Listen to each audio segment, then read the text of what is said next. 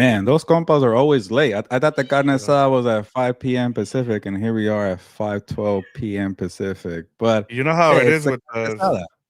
Yeah. Yeah, it's Mexicans hosting a carne asada. Like if people tell you one time, you better show up 30 minutes after. So Yep. as you can guess, it's the fifth annual carne asada here on Compas on the Beat. This is the show where we break down the NFL preview, and sometimes I wish we had food. I wish we actually had real carne asada. But by the way, Victor, I have been eating a bunch of carne asada. I did get on somewhat of a grill. I'll break down the rules, the HOA rules, man. They don't let you have propane, so you get to use like what Oh no. electricity for cooking. Anyways, I tried to grill carne asada on electricity, but it was okay. But that's a different story.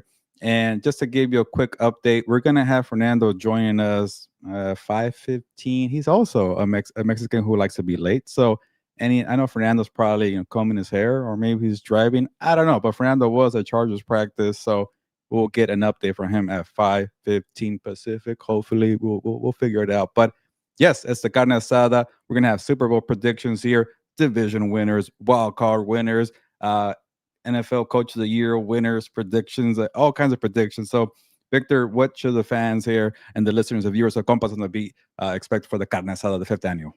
Well, we're loaded. We got a lot of predictions going on, as you talked about. We're gonna go over our schedule that we got coming up.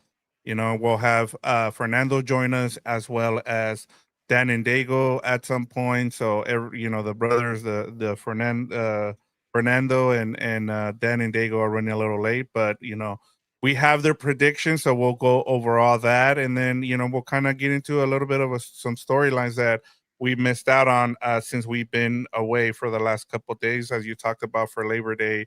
I got to go to Oklahoma, and I actually found some good Mexican food out there. So I Wow. was actually surprised. Yes, I can't wait to kind of get into that if we get a little bit of time. But outside of that, yeah, we got a lot to get into, Gilbert, and I'm sure a lot of people are either going to be surprised or they're just going to be say, well, some of these predictions are a bit boring because it seems like they're same as last year. So we'll see. We'll get into it. But yeah, we already have a comment on here. We have Tate Jackson.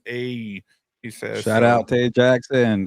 We'll get the compas on fully together. It's just two right now. We'll get Fernando. And yeah, I should mention Dan and Diego will be joining us. So it's like a slow gathering for the carne asada here. So, but also a quick promo, Victor, because we've had this carne asada for the past week. We had Eric D. Yes. Williams on, Joe Riddy on, Tyler Dragon, Adam Hill, Michael Fabiano. I don't know if I missed anybody, but go check out all the interviews on the channel. Compas on the Beat. And then while you're doing that, yeah, Rob, gee, I know you're stuck with me, but Dan will be here, I want to say, in an hour. I don't know. He likes to be a little late, and Fernando should be here in the next few minutes. So I don't know. I'm just going to stall here, but how about we talk about a little bit of the Micah Parsons trade? Let me know in the Yep. comments what you guys think. How about out of nowhere engagement question of the week?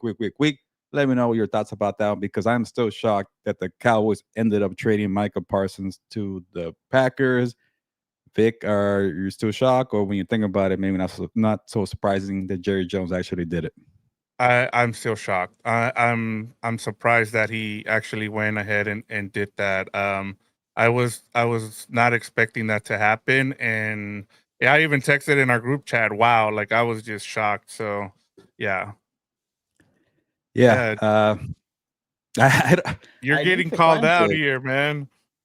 You know what? I did have a bunch of stickers here. Oh, you know what? I have one here. I got a sticker, Rob G, Compas on the Beat sticker, which I need to pass out to people. And we got to do this in person eventually at Rio Carne Asada. But our grand guest is in the green room, and we'll get his thoughts in a bit. But just a brief summary. The Cowboys are the Cowboys. They just care about attention and drama. And then I'll say this, Jerry Jones, there's one thing that Jerry Jones, cares about more than drama and attention and content. You better not hurt his feelings. If his feelings get hurt, he's gonna ship your ass somewhere else to freaking Green Bay. So to me, I felt like there was a little bit of spite there for Jerry Jones after the whole, debate about uh what was it? The handshake agreement. Here's the napkin and the number. Just take it. You don't need to call your agent. Don't call Dave Mulangela. Don't do it. And then Jerry Jones got his feelings hurt when Michael Parsons said, I'm not going that route. So to me, it felt like a spite war. But we'll get down into the football stuff. There is a third compa. He, it's a little late, but it's okay. It's our guy, Fernando. Victor, can you bring in Fernando here? Because I want to know what he's up to right now. You said 5:15, so my bad. That's on me.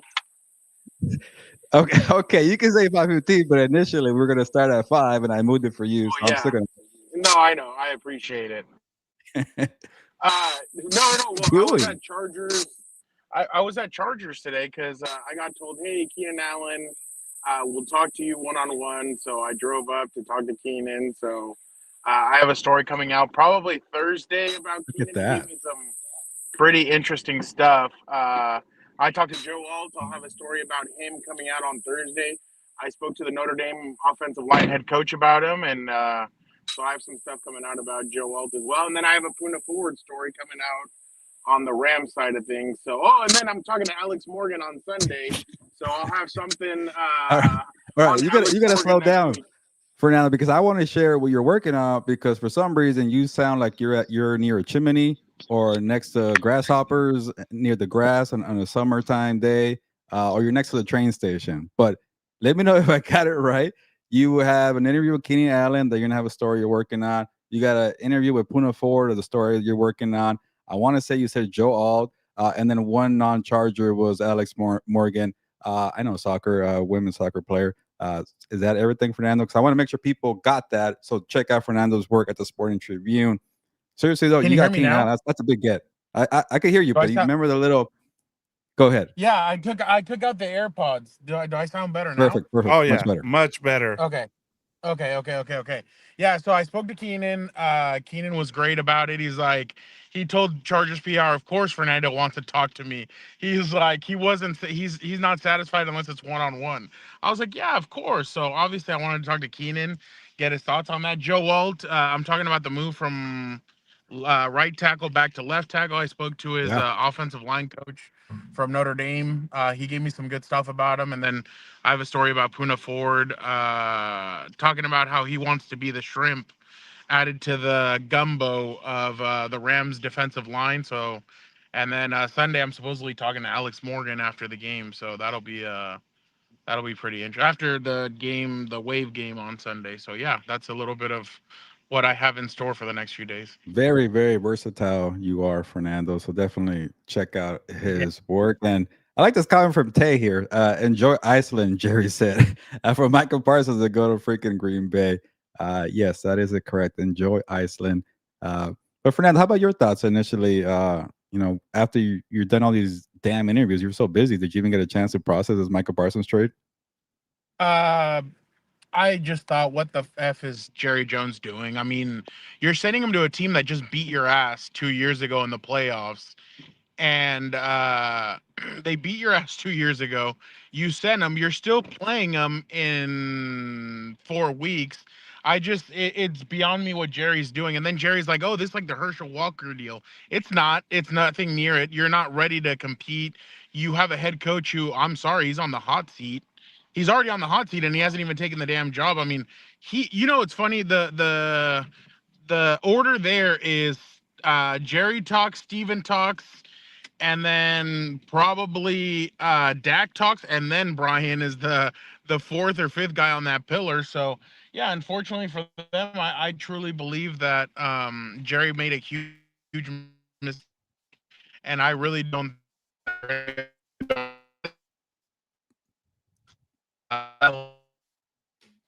I'm loaded second round picks or first round picks. I'm going to try and go get Arch in 2 years. But even then, I just really don't think that. I think Jerry thinks he's playing chess, but I don't even think he's playing Candyland at this point. I think he's really doing some weird stuff, to be honest. Yeah. I feel like the people who like to say, hey, look, Jerry's trying something different. He has draft picks. He's trying to build a complete team, not a top heavy team. And I'm like, why wasn't this the planning all along? Why did you pay Dak Prescott? Why did you pay CeeDee Lamb? If you wanted to build a true team, why pay those guys? And also, why did you try to re-sign Micah Parsons in April or the handshake agreement in March? And it's like, No, I think you got your feelings hurt when Michael Parsons was playing your game, your playbook about taking shots in the media. You decided to get your feelings hurt. You got mad that Dave and Legaire didn't want to give you the number that you supposedly agreed on. So to me, it felt like classic Jerry. And the funny thing is that we've been watching the documentary on Netflix. Like the whole scene about Jimmy Johnson not doing the toast there for Jerry, and then Jerry telling the Cowboys beat reporters, "Where are you guys going? The show's about to start. I'm about to fire his ass." Like that is the guy. That's Jerry Jones. He just he gets in pity wars. He likes to, be spiteful. To me, there was no long term thinking here. Not when Dak Prescott is about to be 32 years old. Not when CeeDee Lamb is 26. These guys don't have no time to waste. And like you hurt your roster for 2025, like plain and simple. And the other part too, because I might go on a rant here, is like people like to say, well, remember the Raiders got a bunch of awards for getting Khalil Mack and 2 first-round picks, and that trade is even. They both screwed that up. I'll say that, but they forgot that the Raiders are making the pick. They didn't really do anything with those picks. I get they got Josh Jacobs, but they weren't good at drafting.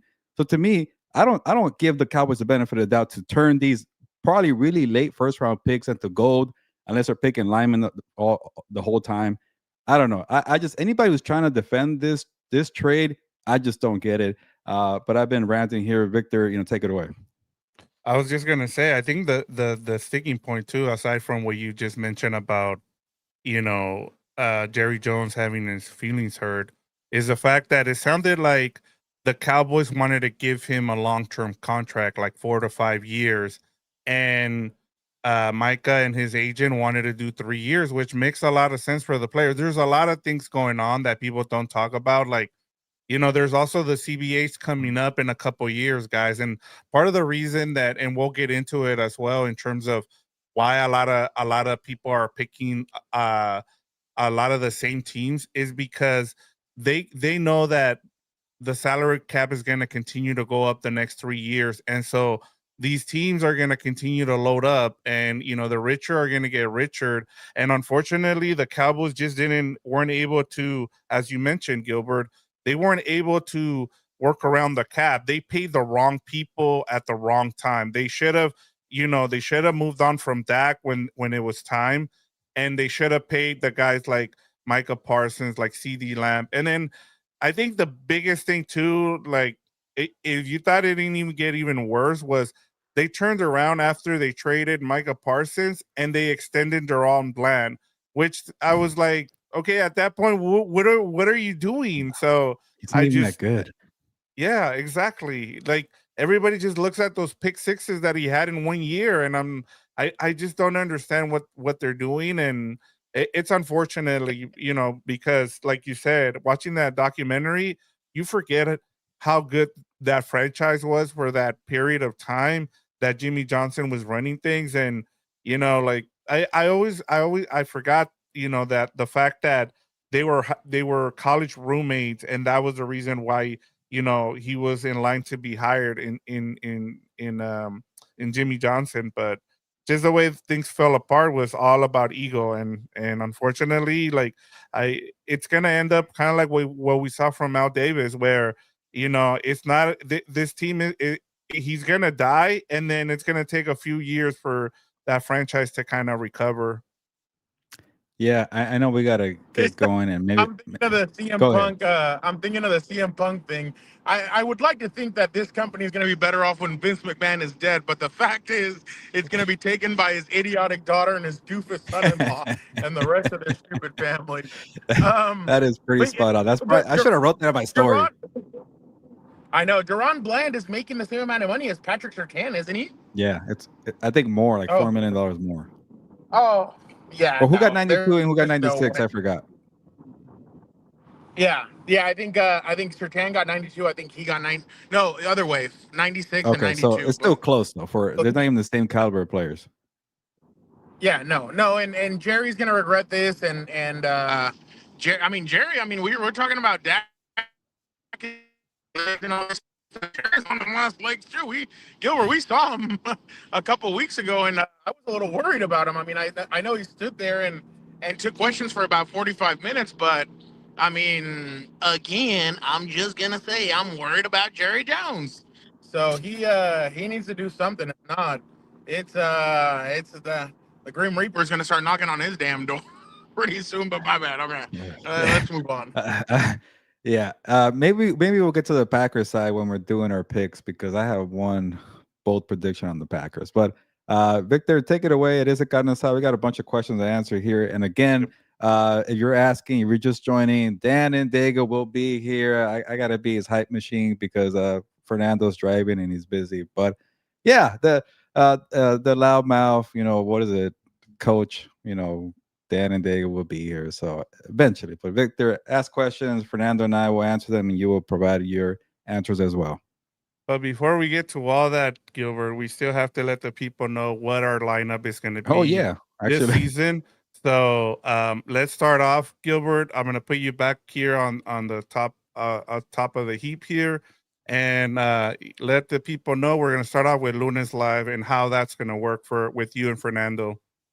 yeah, a little bit of the similar lineup from last year. A little bit of promo here because we do have a bunch of content coming up. And again, go check out the interviews with Tyler Dragon, Joe Reedy, Eric D. Williams, Michael Fabiano, Adam Hill. We got a bunch of interviews, and shout out to Fernando for getting most of these. This guy was working hard, not just for the interviews that he got in the past week, but he's just booking everything. That's what you do, Fernando. You're a great guest booker there. So go check that out.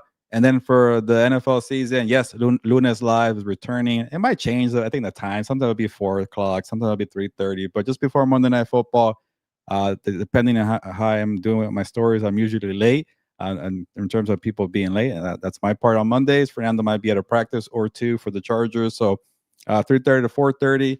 And then Tuesday, that's when all four of us get together for the four Compas. Could be 5:30. I'm guessing most likely be 5:30 until 7 or whenever Dan and Diego decides to join us. That is Dan's baby. He's gonna be the big star on that show. So still a similar format. And then Wednesday we got What's Up Bolts and House of Horns. Is that correct? Yep. What's Up Bolts, Fernando? We got time, or is it gonna be all over the place? It'll probably be all over no, most likely on Wednesdays. Wednesday nights because obviously Dan has practice and everything. But yeah, mostly Wednesday night. If it's like next week when they play on Monday Night Football, I think it'll be on Thursday. But and then obviously when they have the Thursday night game, it's probably going to be on a Tuesday. So other than that, it should be on Wednesdays every week because Wednesday is when the quarterback speaks. So when the quarterback speaks, everybody likes to talk about it. So I think that's the route that we're going to take. I think it's going to be Wednesdays at like around 6:30. No more Fridays, huh, Fernando? No Fridays. No, God bless Uncle Joe Reedy. Shout out to you. Yes, quarterbacks should always talk on Wednesday. I'm with that. So, and then we have House of Horns, and for the most part, it'll probably be 5 p.m. Pacific on Wednesdays. So, check that out. Maybe it could be a couple of days where we're a little late or a little early, but Wednesday, 5 p.m. Look for House of Horns. That's the Rams preview show on Wednesdays, and obviously we'll have also the recaps on Sundays. I'm assuming both of us, What's Up Bolts and House of Horns, will be after the game. Who knows what time, but most likely every Sunday after the game. And if you're new here by any chance, What's Up Bolts is the Chargers centric podcast. House of Horn is a Rams centric podcast that we like to split up here on Compas on the Beat. Yep. What else we got? And then we got we're still kind of working this one out. We're kind of workshopping it. So yeah, you let the folks know what you got cooking. I was trying to do a lot for Heelberto's hour, and it's like betting, game picks, fantasy football. So I'm gonna maybe split it in half here, where Heelberto's fantasy football hour. I'm still working on the name, by the way. Maybe it might be more TikTok. I do a lot of my fantasy football stuff on TikTok at gmanzano24, but I want to try to combine it with the Compas on the Beat TikTok at Compas on the Beat. I think that is. So look out for that on Thursdays. We'll give more details on that one. And then I might do the game picks, not live, more, prepared, more research.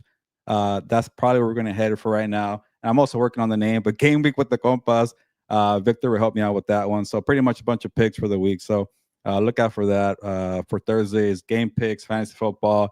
If you're like, hey, where the hell is all the content?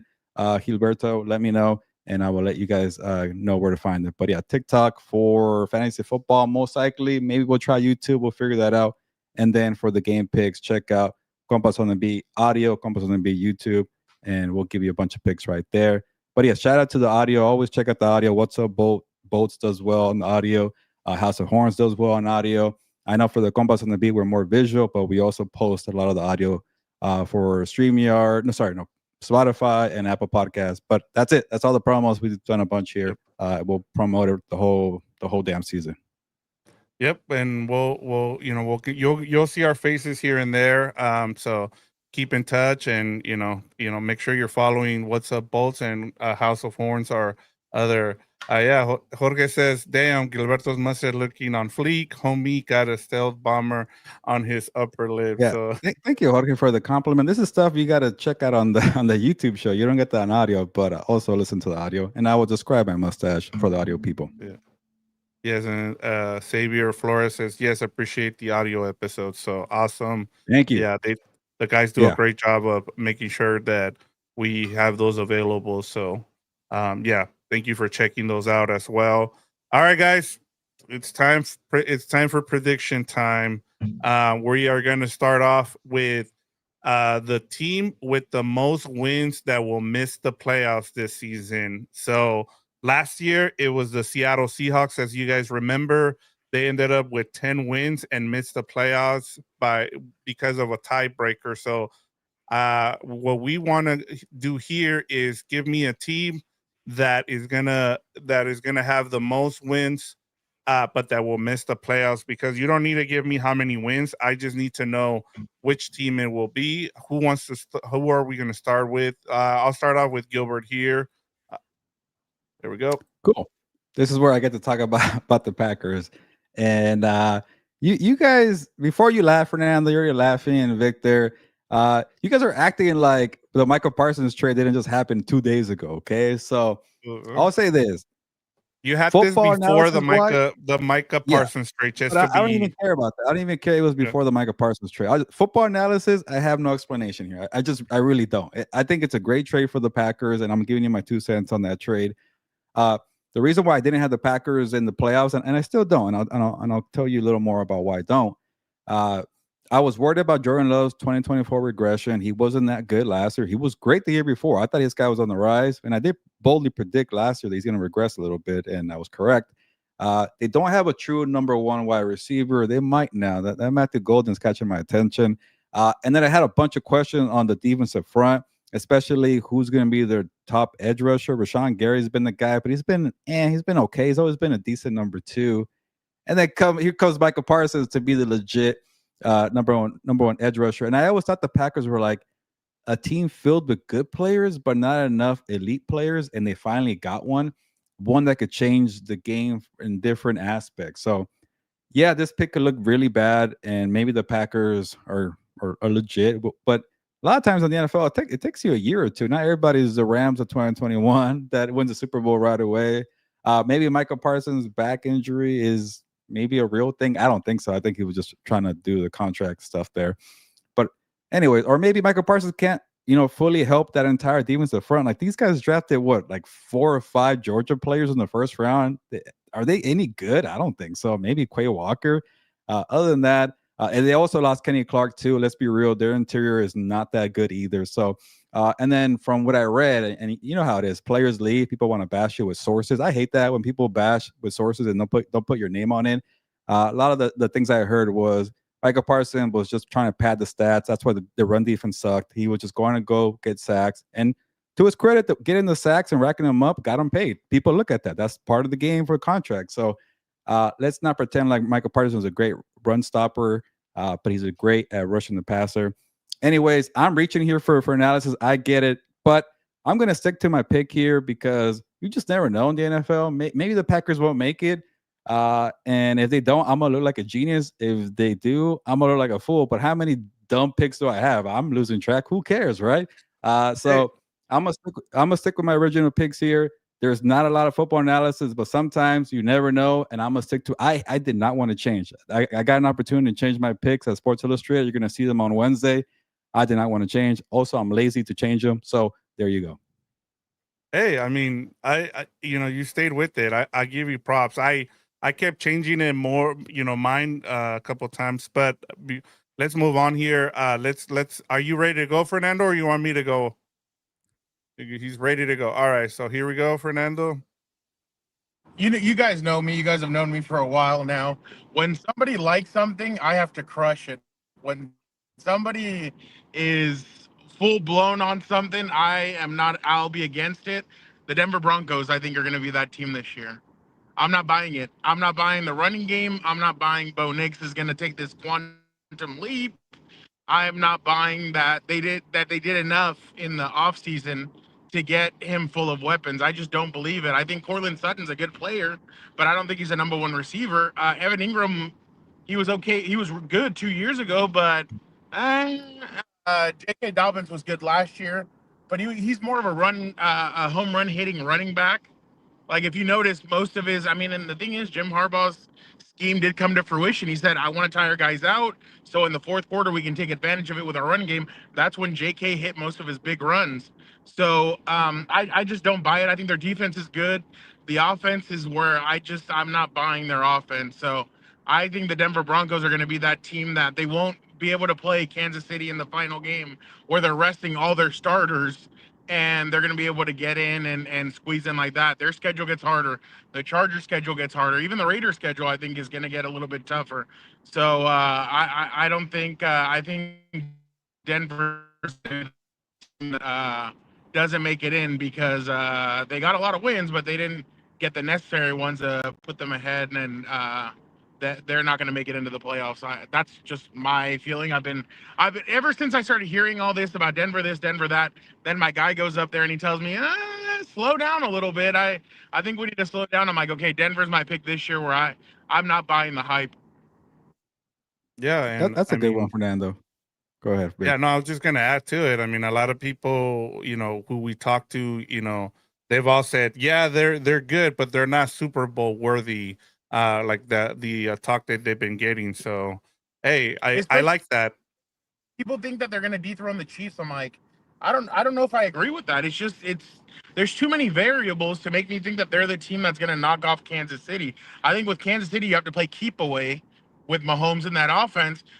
I don't think the Broncos are built to play keep away ball. I mean, and if we look back at the Super Bowl, because I was watching that game the other day, what the thing is that the Eagles had a major threat at running back, and so what did they do? They decided to stack the box and say, you know what, we'd rather Jalen Hurts beat us, and Jalen Hurts was able to beat them, and I don't think Saquon did almost anything. He touched the ball 25 times, but I don't think he did anything. It was everybody else around him that was able to win them the game. So I just don't think Denver's that team that if Bo Nix can't do anything, they can just hand it off and their running backs are going to do the work, and vice versa. If the running game isn't working, you can't put it in Bo Nix's arms. Another thing is, too, people are like, oh, like Bo still hasn't reached his prime. The dude's 27 years old. Yeah. He's in. Like, this might be his ceiling. Like, especially, I think Eric said that last week. Like, this is the ceiling. This could be it. Like, there might not be another level to get to this because of how long he played college football. So I'm leaning more on that side than I am of the. We still haven't seen the best of Bo Nix yet, and not everybody's going to be. Not every quarterback that Sean Payton works with is going to be the next Drew Brees. So I mean, Bo is good, but I just don't know if he can take that next level like people are hoping and praying he does, especially all the people, all of our colleagues. I don't think Bo is going to take that quantum leap that everybody's buying. So I say Denver. Yeah, and I mean a lot of it is coming from Sean Payne, so I understand. So everybody in the comments, please let us know who you guys think is going to be the team with the most wins that will miss the playoffs. Jorge said he first said Rams, and then he kind of changed it to just kidding, real talk, the Seahawks. So let us know. Let us know who you guys have. What was that? Well, I know you were getting ready to say something about the Broncos, but then I just want to hear your. Well, let me know if my Wi-Fi is doing well because it's been lagging on my end. Good? No, you're good. Yes, you're good. Okay. You know who the Broncos remind me of? The 2024 Packers. Like the Packers were like always like there, but they couldn't beat the Eagles, they couldn't beat the Vikings, they couldn't beat the Lions. They're 0-6 against those teams, but like I don't know where they got 10 wins, 11 wins. They made the 7th seed. They lost to the Eagles, and like the Broncos have a lot of good players, but not is there one elite player besides Sertan? I guess that's the only one there. But Sertan's not like Micah Parsons where he could really impact the game. The thing with Sertan is people are trying to get you out of the game. They don't even throw your way. You can't even make an impact if you're not involved. Micah could find that way. So to me, they don't have an edge rusher that could do that. I don't know if they have a linebacker that could do that. Can Dre Greenlaw stay healthy? Can Ufanga stay healthy? They're loaded with depth. They have a lot of good players, but to me, they need more special players, especially at wide receiver. I know they got rid of Vele to the Saints. They have a lot of depth at wide receiver, but besides Sutton, who's a very good number 2, he's not a number 1 to me. And then also, can RJ Harvey be the guy? When they brought in J.K. Dobbins, I'm like, is RJ Harvey not coming along the way that they thought he's going to come along? So that was a red flag to me. So to me, I think you're going to be wrong, Fernando, but you're definitely spot on making this your pick because they seem like they could be, I wouldn't even say boom or bust. Like that, they could definitely be a bust team, and then with a very good floor, if that makes sense. Like you don't have a high ceiling, but you have a good floor being a wild card team, and I think they'll get there because they're very balanced. But they're not a scary team. They're not a Super Bowl team. So I do like the pick from that standpoint, Fernando. Yeah, honestly, like out of the 4 picks, I think this one was the one. I think that's the way we should kind of do these picks. Is kind of we'll go through ours, and then the one I think that we kind of want to make a case for, we should do that. I'll keep it short here. We'll go with Dan here. Dan had the Pittsburgh Steelers. I can see why as well. They've been they've been in that 9 to 10 range, so that's a good pick. And I think he also has them as one of his wins teams, so that makes sense. And then I'll keep mine short. I went with the Detroit Lions. You lose your 2 coordinators there. You have the second hardest schedule in the NFL. Was Goff a creation that Ben Johnson is he going to be as good without Ben Johnson? And then I still have questions with that defense. Have they upgraded? And so there's and I just feel like it's a hard schedule. Like I was remembering, I think when you guys were interviewing Uncle Joe, he brought up the fact that they're going up against, I think it's the NFC East, and I think I forget, it's the NFC East and the AFC East or something like that. Like they're facing a bunch of tough. No, I think it's the NFC East and the AFC North, and which is a really tough schedule. So yeah, it's the second hardest schedule. So I think they get Aaron close Rodgers enough. goes back against the North, baby. I can't wait. Yeah, so we'll see what happens. All right, guys, moving on. The trendy pick that you're fading. I'll start off with Gilbert again. Yeah, I got 2 because I couldn't really. I love this. We go with 2.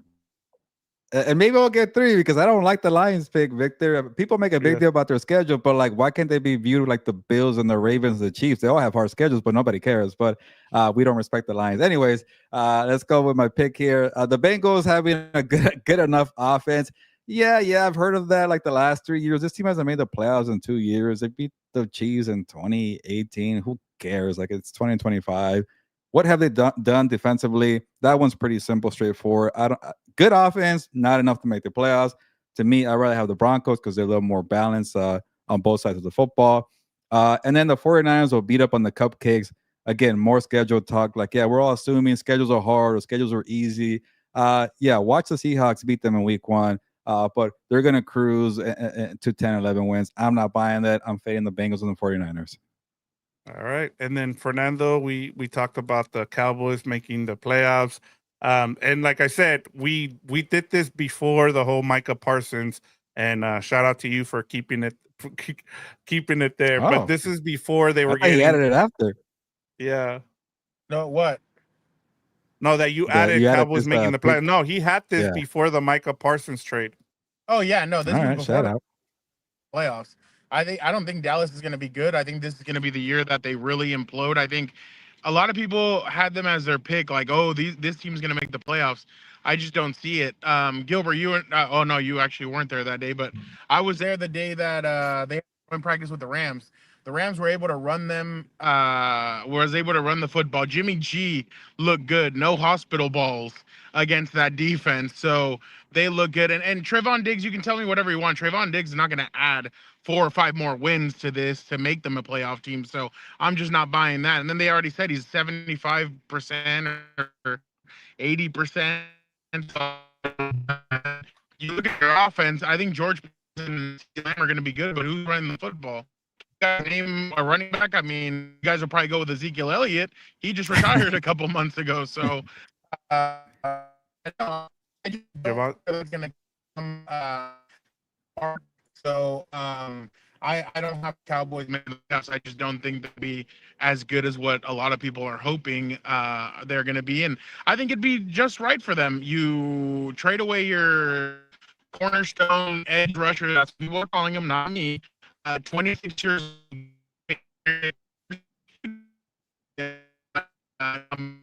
So that's mine. There we go. All right, I'll keep mine. We already talked about Dan and Dago.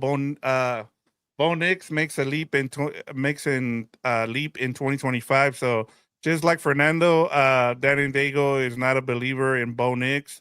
And you know, the guy's kind of long walk off a short pier. That's what he told me. Yeah. So, there you go. There you go. Yeah. Wait, what did he say? Sorry, I didn't hear that part. It's a long. Go ahead, Fernando. Say that A again. long walk off a short pier. So you're That's taking the a Bo long Nix walk off a summary? short pier. So He's not gonna. Yeah, he's not that's gonna what he make the thinks. leave. He's just gonna go on a long walk to the pier. yeah, exactly. Mine is the Patriots making the playoffs. If you know, I just saw another stat. Last year's draft class from the Patriots only has Drake May. The last draft class under Bill Belichick, they're all gone, I think, except for one player. Or Bill. And so you pretty much have turned over this roster, and you're telling me that, you know, talking about schedules, you're telling me that they're gonna, you know, after what we saw from Bill Belichick yesterday, where he had 70 new players and they got, you know, boat race, that Mike Brable is gonna just be able to have his players ready to go. Like he will. Unfortunately, you still need the talent. You're asking a lot of Drake May. You're asking him to make that leap into that Jaden Daniels, and it's hard for me to see that. Like, yes, they have an easier schedule, but as Gilbert pointed out too, like a lot of these teams will know how good they are 4 weeks in, and I just think that Mike Brable is gonna, you know, turn things around with the Patriots. I just think it's gonna take him a little bit of time. It's just hard to do it when you're making that big of a change. Yeah, this is a good one, Victor. I honestly had a hard time picking a 7 seed for the AFC, and I won't share too much because we got to make those picks eventually. But I could see maybe the Patriots taking a couple years. It's a lot of players, and do we give Mike Brable kind of like the Jim Harbaugh bump? Or like, oh yes, Jim Harbaugh is going to get them, you know, to the playoffs and 10 wins. I don't know if Mike Brable's there, but he's a very damn good coach, and he's going to get those players in line. If he gets them to 7 wins, 8 wins, to me, it just tells me, okay, he had a bunch of work to do there, as you pointed out, Victor. So I think they'll get a bump from Mike Brable, but I do believe in Drake May. I do like the moves that they made to have a little more balance there. But I'm telling you, that bottom half, that at least one spot to me is open in the AFC, and it could be anybody's for the taking there. Yeah, and honestly, like even with like Rob G said, he's got the Washington Commanders or the Bengals, so he's fading those two teams, either one of those. So those are good picks too. I know a lot of people when we're talking about trendy picks, the Washington Commanders, and I think with you know we'll move on right now, but with the Washington Commanders, people forget, man, that team is old on defense, and so I mean we'll see what happens there. You know, they need to stay healthy. Yeah. I mean, if Bobby Wagner goes down, there goes their season. I'll say that. All right, guys, moving on here. We have what is one bold prediction for the season? So I'll start off with Fernando here. We'll keep the good times rolling with the Cowboys. Here you go, Fernando. ¿Otra vez?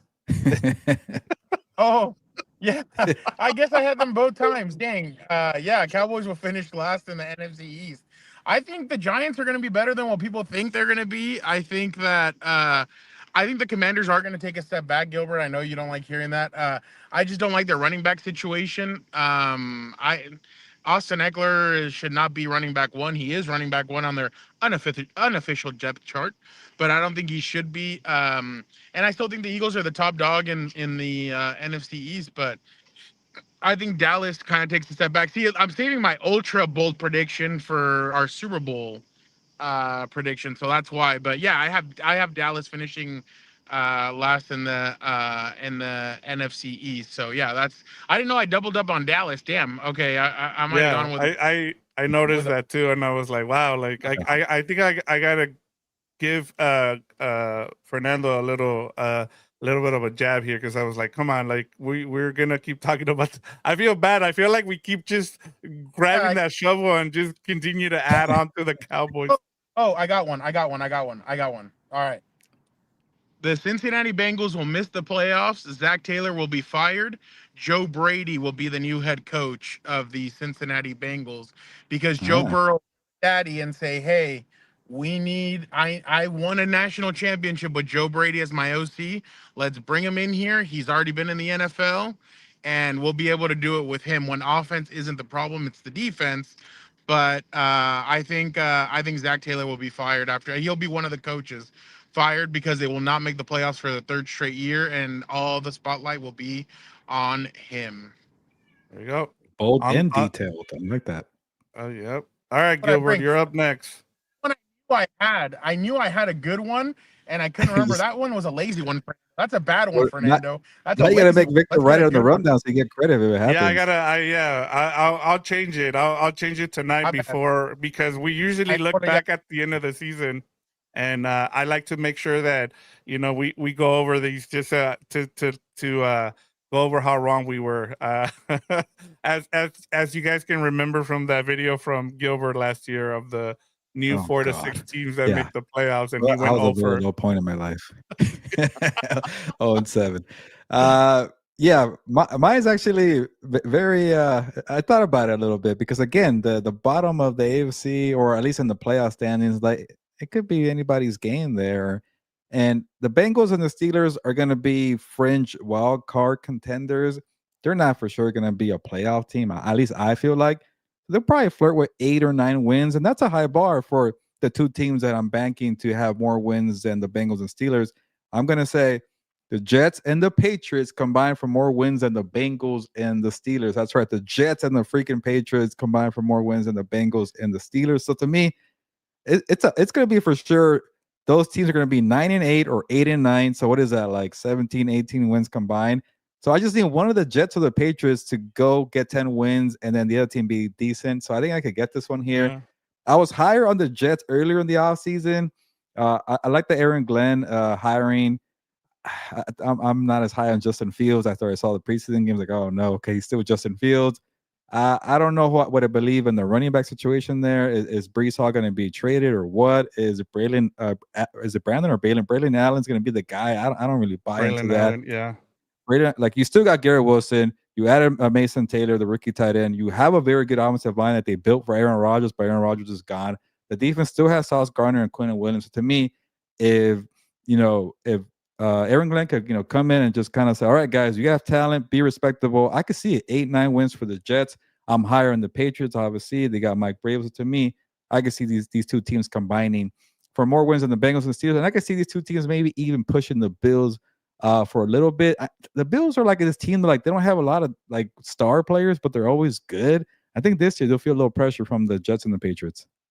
Yeah, I mean, I think everybody has the Bills either winning 14 or 15 games. And so maybe if that division actually does something, you could see it tying up, but it's just hard to see. But hey, that's kind of getting creative. And I'll say this: I was a little bit before Fernando brought in the Bengals one. I was a little bit disappointed with some of these bold predictions, because even Dan and Dago has the Chargers winning a playoff game, and I'm like, yeah, I think everybody can see them making that next leap. talking about leaps here. So I was like, okay, I understand. So Very tired. Hasn't been in his right mind as of late. yes, So I think that's no, why. I know. I'm just But giving he's him a hard also a time. heartbroken Chargers fan. So to him, a playoff Yes, win is actually very hard yes, to get. So yeah, maybe. and it's been a while, so hey, I get it, especially if you get Herbert and it finally lets people, stop talking about Herbert and him not having a playoff win. So Sure, you know totally, what? When we bring him in, if we ask him, he'll probably yeah, give us a one. It's just when you haven't put it on paper, he's like, eh. yes, I think when you get him off the cuff, he'll give you Yeah. a one. all right, and you guys tell me if this is bold enough, but I went with the Falcons will have the most wins in the NFC. The way I looked at it is they're in a pretty terrible division, so they can rack up wins. You look at the rest of the NFC, it's up. If you tell me that you're going with the Eagles, if you're going with the Rams, I'm like, okay, cool. But like I look, they have I think the fifth easiest schedule in the league, and then you look at who they're going to face, some of those teams. I just feel like they're going to rack up wins. I'm not saying they're going to win the Super Bowl, but in terms of, I just think that they're going to rack up a bunch of wins and they're going to end up with the most wins while the rest of the conference beats up on each other. So I just real quick, Gilbert. The other reason I didn't like that Michael Penix did not play preseason football. I I'm think with Michael you. Yeah. just needed to. I think Michael should have at least had a couple of snaps. I didn't like that. But I mean, you're a defensive minded head coach. You should have a good defense this year. So yeah, I don't think it's far fetched. And then those two edge rushers, the rookies, you spent a lot of draft capital on both of them. So those guys better come out and show out. So I honestly, this is pretty bold. So kudos to you for that one because I didn't have the Falcons. I have the Falcons like teetering around 8 to 10 wins, but to say they have the most in the NFC, hey, that's pretty bold. Yeah, Gilbert? I definitely think this is a bold one. Before I say anything, shout out to you, Angel, for making the Carne Asada. Thank you. We appreciate everybody making time to join us here for the NFL season preview 2025, fifth annual Carne Asada. Thank you, Angel.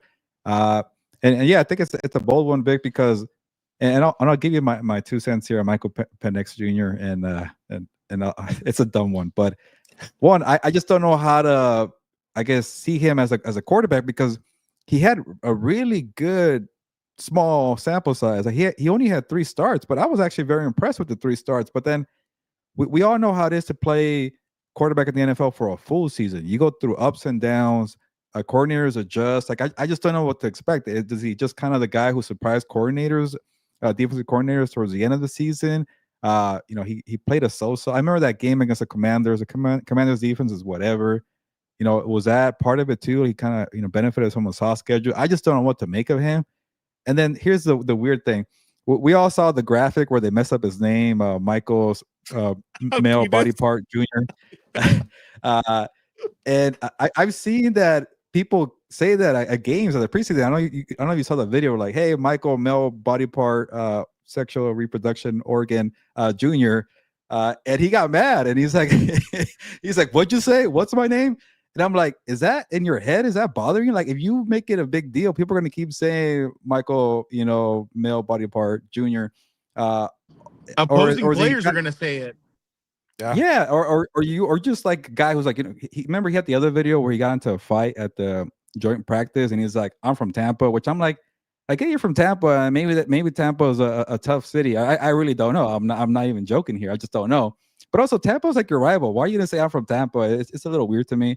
Anyways, and it's like, okay, is he like this, like, maybe soft-spoken kind of killer mentality, which I like, but then also, are you sensitive quarterback that gets his feelings hurt? I don't know. It's a dumb take. I know, but those are things that are kind of on my radar. Like, I just don't know what to expect from the guy. So Vic, from that standpoint, it's bold. But if he does what he did in those 3 starts, he could be a very good quarterback, and you might be looking right here for this one. But also, you have to go through the Buccaneers, which is also very difficult to do.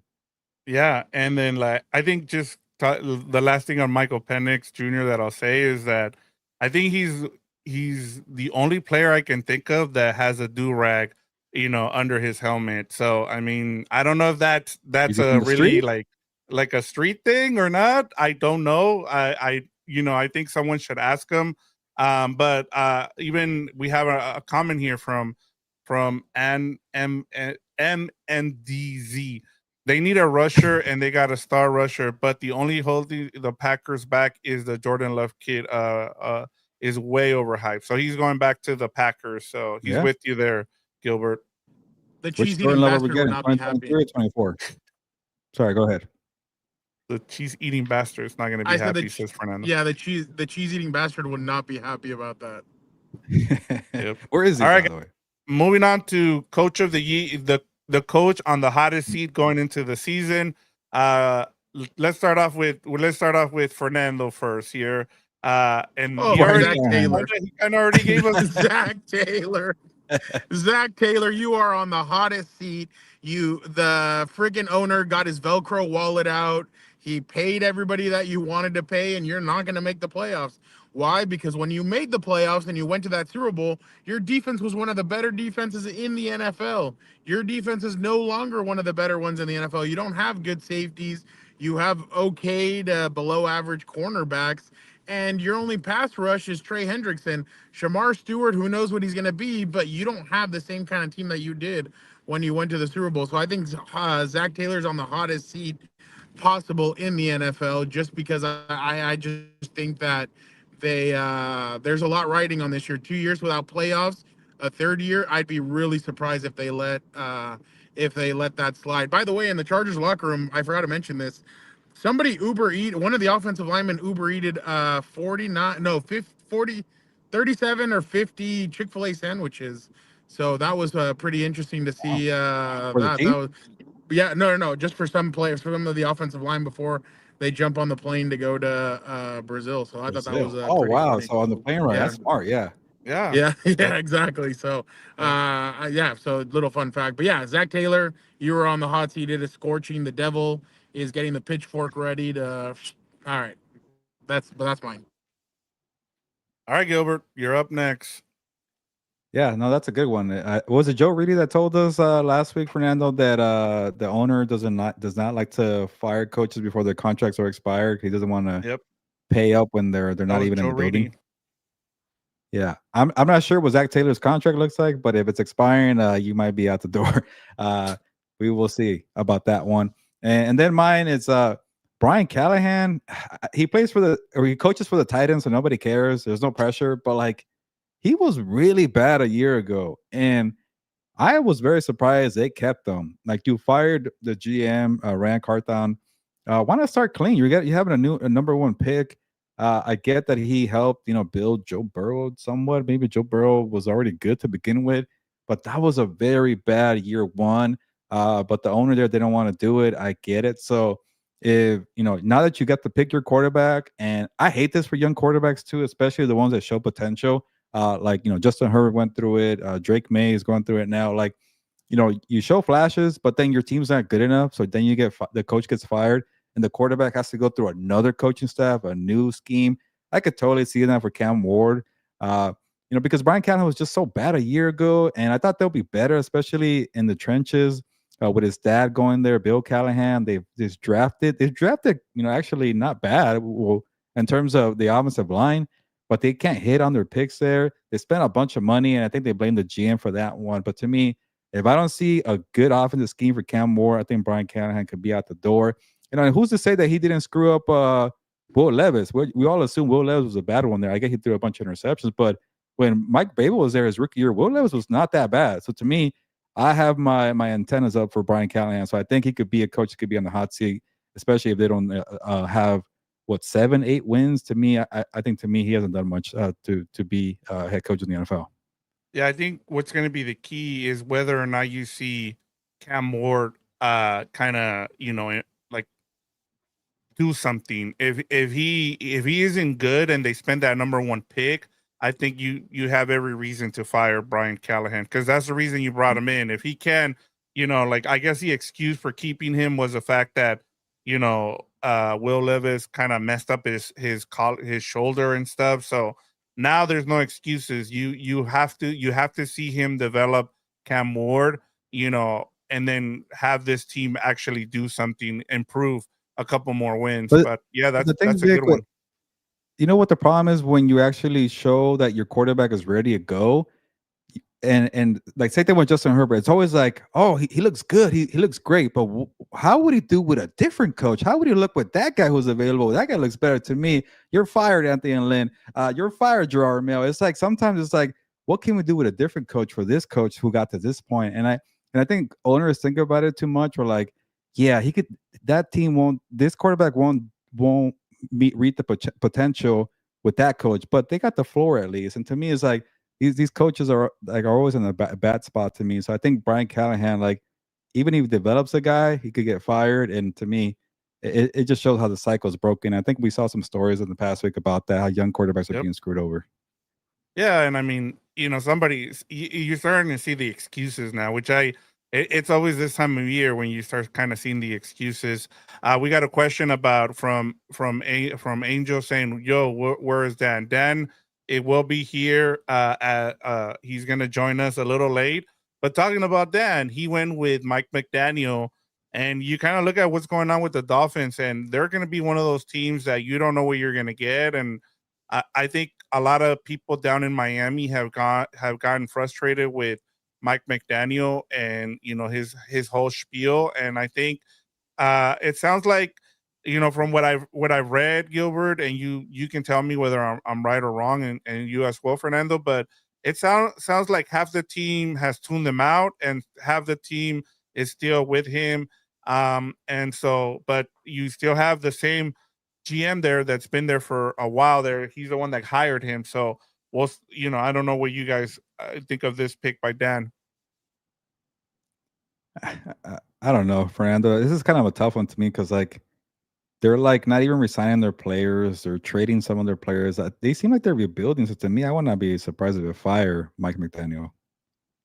No, I agree with you. I think with what Jalen Ramsey said, and then you let go of Fig Fangio. Fig Fangio goes up to Philly, and they win the Super Bowl. Well, what was the problem then? And you bring it back, Minka Fitzpatrick, Tyreek Hill. Did you guys see he didn't even get voted a captain? Like, Yeah. that's telling you a lot. And then Tua, and you can tell Tua and him are very disconnected when it comes to what he said. He's like, well, he hasn't earned our trust, which I commend Tua. Any other quarterback would have been like, no, it's fine. We're in a good spot. Like, even after the whole Antonio Brown thing happened, Tom Brady was still like positive about Antonio Brown.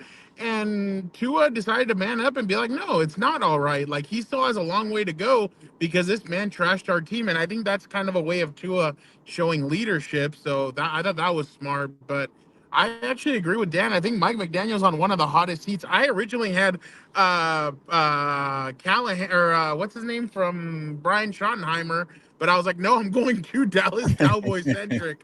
But because I just think that I think Jerry's at the point now where he's so messed up that messed up in the sense of, like, I think he's getting so impatient that he could fire Brian after this year, especially if what I said it happens.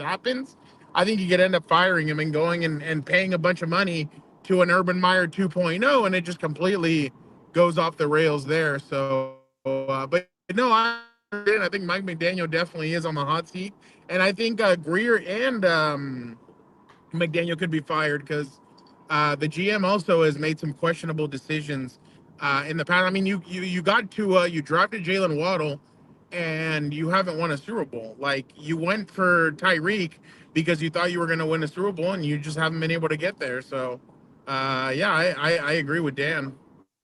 Yeah, and then mine was Shane Steichen, and for me, I talked about it when they made the announcement that they were gonna go with Danny Dimes as the quarterback. That just told me that he knows he's on the hot seat. You don't make that decision, and that's why I was talking about. You're starting to see a bunch of stories about how the quarterbacks aren't being developed. That these teams don't have the patience to develop quarterbacks. I'm like, well, you drafted Anthony Richardson and you should have let him develop. And then you have the GM make the comments where he's like, well, you know, we had a lot of pressure from our fans to start Anthony Richardson. And I'm like, bro, like, you're the GM. Like, why are you letting the fans interfere here with the development of your quarterback? You knew that he didn't have that many starts at Florida, and yet you still, because the fans put pressure on you, you started him day one when you knew he wasn't ready. And now Shane Steichen is going to have to pay. Someone's going to have to pay for this. The owner has passed away. He left the team to the daughters. They don't they don't have any loyalty to Shane Steichen or the GM there. So I just feel like Shane Steichen, even though he's a good coach and he's not being given, the chance to develop Anthony Richardson, I feel like him going to, Daniel Jones just tells me that he knows he's on the hot seat and they need to win now because he might get fired at the end of the season. Yeah, that's some bad damage control there by Chris Ballard, and I get it. You can't be like, hey, the owner who just passed away. Well, he put pressure on me. You can't call out the owner who just passed away, and the daughters are running the ship there. So what do? Call out the fans. So yeah, good luck, Chris Ballard and Shane Steichen. And Shane Steichen's a friend of the show here, but it's not looking good for that team. I think the Colts are going to be pretty bad. And I'll say one bold prediction. I think the Colts are going to be worse than the Miami Dolphins. I don't know if that's bold, but I don't like anything about the Colts right now. Yeah, I just. And I feel bad because he's a friend of the show and you guys have interviewed Shane Steichen, but it just, with everything that has gone on the past 2 years, it just, and then you make that decision. It just, that's a desperate decision, Gilbert and Fernando. Yeah. Well, and the problem is when you make an ultimatum to your head coach and GM and say, hey, we need a quarterback here at 4. Like, we don't know when we're going to pick up here again. I mean, Richardson was the only one kind of on the table that was still like a passable quarterback. But the problem is, again, and Vic, you and I have talked about the Bill Parcells rules when it comes to drafting a quarterback. That's the problem. When I know those might seem like Neanderthal rules, but hey, those are living until today. Like, letting this guy go in there, letting them play for 2 years, and then developing them. I think they should have listened to those rules. But no, Vic, I actually agree with you. I think she definitely is on the hot seat, especially because I think the new owners, his daughters, are going to come in and be like, you know what, we need to show something. If not, we're just going to be business as usual, and we don't want to do this. We want to go back to winning the way we did during the Peyton Manning era and during the Andrew Luck era. Let's change it up and let's start over fresh. So I could definitely see that happening. Yeah, and hopefully Shane Steichen, can stick around, but it's just hard when you make that decision. But all right, guys, moving on. What team will end up with the number 1 pick? We can go fast with these. Gilbert, go ahead and start us off. Yeah, first of all, shout out to Angelica, who's trying to troll me here. Yeah, I got you. Ahead. Sorry, my bad. Yeah, I'll put you on the spot here, Angelica. That's Caroline's cousin. She's trying to call me a sexist or something. I don't know, because I invited you to the Survivor Pool, Angelica. You could be in the Survivor Pool. Fernando, you're invited. Everybody's welcome. Actually, anybody in the comments, you want to be in the Survivor Pool, give me $10 and you can enter. But thank you for making the comments lively. Give me $10. Yeah, give me $10. I just need the money. That's what I am. I'm greedy. That's who I am. So don't call me out. But yeah, shout out to you, Angelica. And get Jose's money too, but while you're at it. Go ahead. Who will end up with the number 1 pick? We can go pretty fast with these guys. I'll start us off, Gilbert. Yeah, I really want to go to the New Orleans Saints here, but and then I started thinking, like, there's always one trendy team that we all assuming gets the number 1 pick. 2023, my Arizona Cardinals. It wasn't the Cardinals; they were picking 4th. And then last year, it was like a mix between Broncos, believe it or not, and the Patriots. And obviously, the Broncos made the playoffs, and the Patriots were the number 4 team. So maybe maybe the Saints are picking number 4 in the draft. And I'll go with the Browns here because everybody's picking the Saints to be number 1 pick. They'll be bad. They'll be like top 3, top 4 bad. But I'll go with the Browns here just because the trend has shown me that it's not always the obvious pick here. Yeah, and they have a tough schedule, as Uncle Joe Reedy said. Like, before Halloween, that schedule is brutal. Fernando has the Miami Dolphins, who we talked about. Go ahead. Let's go with this. I like this one. This is bold. Yeah, I like it. Let's go with a bold prediction. Why not? Yeah, the Miami Dolphins are imploding. I really think that in the next 3 or 4 weeks, Tyreek Hill is going to be traded.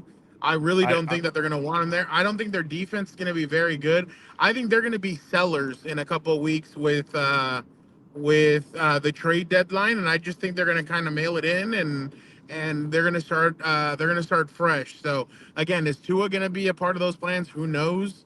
But I decided to go bold with this, and I said you guys had all the picks that obviously everybody thought of, and I was like, you know what, I'll go somewhere different. I'll go down to the 305. Even though I love the 305, I'm going to go with the Miami Dolphins. So That's a good one. I think this gives them a way to start off fresh.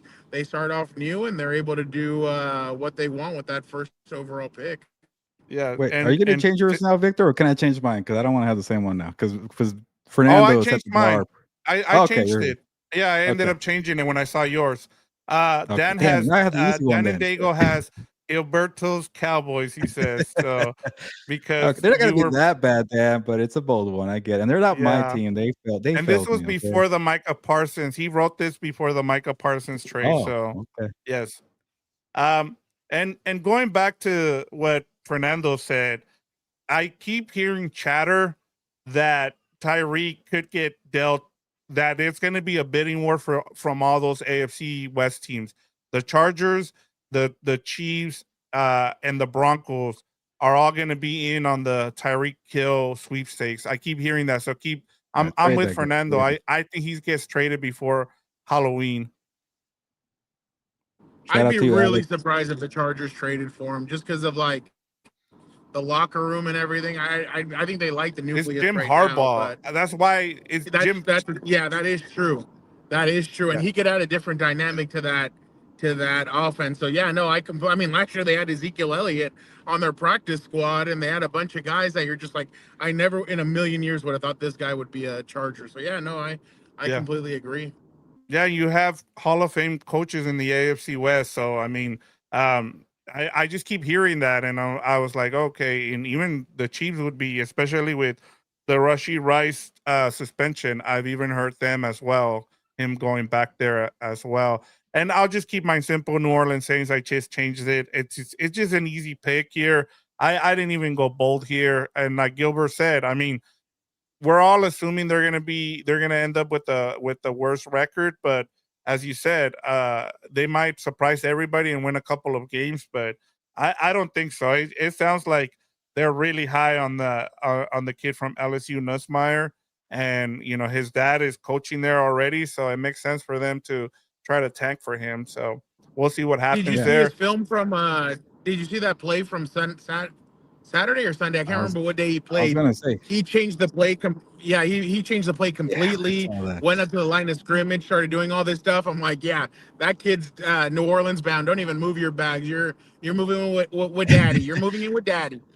Yeah, that's why Spencer Rattler got the start, so he could tank for the kid there. And I gotta learn how to say his name, but yeah, I saw that play, Fernando. And Shuck is gonna be on a different team next year. Oh yeah, who is Shuck? Shuck. Yeah. Tyler Shuck, yeah. And real quick, this is probably the perfect spot to mention it. I did watch Texas, Ohio State. Yeah, Arch Manning stay in college football. And I'm not trying to, bring down the kid. Everybody was trying to attack him, but like he only had like 3 or 4 starts, and I see why now. Why he's not ready, and why the Manning said you got to stay a little longer. If he stays, who knows? Maybe he does better throughout the whole season. But in terms of being a pocket quarterback and reading defenses, he's not there yet, but he is very mobile. He could throw on the run. You could see the potential for sure. There were some great throws there that I'm like, okay, guys can't do, like, those are not everyday throws. Like you guys can't do that. Like you're born with that talent, and he has it. I didn't like the play calling either. That's the other thing too. He was a little nervous too, some missed throws. But once he figures out what's he's seeing out there, and also you're not playing Ohio State at the freaking at the Buckeyes house every single week. So let's give the guy some credit. I saw some potential there, but to me, it's maybe a little too soon as of now to be a #1 pick at least, right? Gilbert and Vic, worst performance of the weekend, Bill Belichick or Arch Manning? No, there were so many, if I'm being completely honest. I'm with Bill, man. That was embarrassing. No, but between those two, Arch Manning or between those two, Bill Belichick. Yeah, Bill Belichick. That was atrocious. Did you guys see the press conference with the balloons? What the hell was that about? It looked like a baby reveal or a baby shower. Yeah, that was definitely that was a baby Team shower. Jordan. Team Like, are they? Jordan. Yeah. Is That's Jordan what announcing that's that what they're you gonna get have a when you son? hire the PR firm of that's what you do when you hire the PR of Jordan Belichick. That's what all those balloons and everything. That's what you get. It's a boy, Gilbert. The Yeah, boy. exactly. I'm like, what the hell was that? And then having to do the press conference after you got blown out and you gave up 48 points and had the stupid balloon arch around you. I'm like, I would have popped that thing if I was Bill Belichick. Yeah, it was pretty bad. All right, guys. Now we get to the big stuff. Now this is the nitty gritty of our predictions. All right, guys. One team most likely to go from last to first. Now this has nothing to do with your picks, so don't worry. This just if one team is gonna go from last to first, what team is most likely to? So I'm gonna start with Fernando here. Here we go, Fernando. What did I have? Oh yeah, the 49ers. I went easy. I mean, there's nothing much more I can say. I went with the 49ers. I can see a scenario where they do it.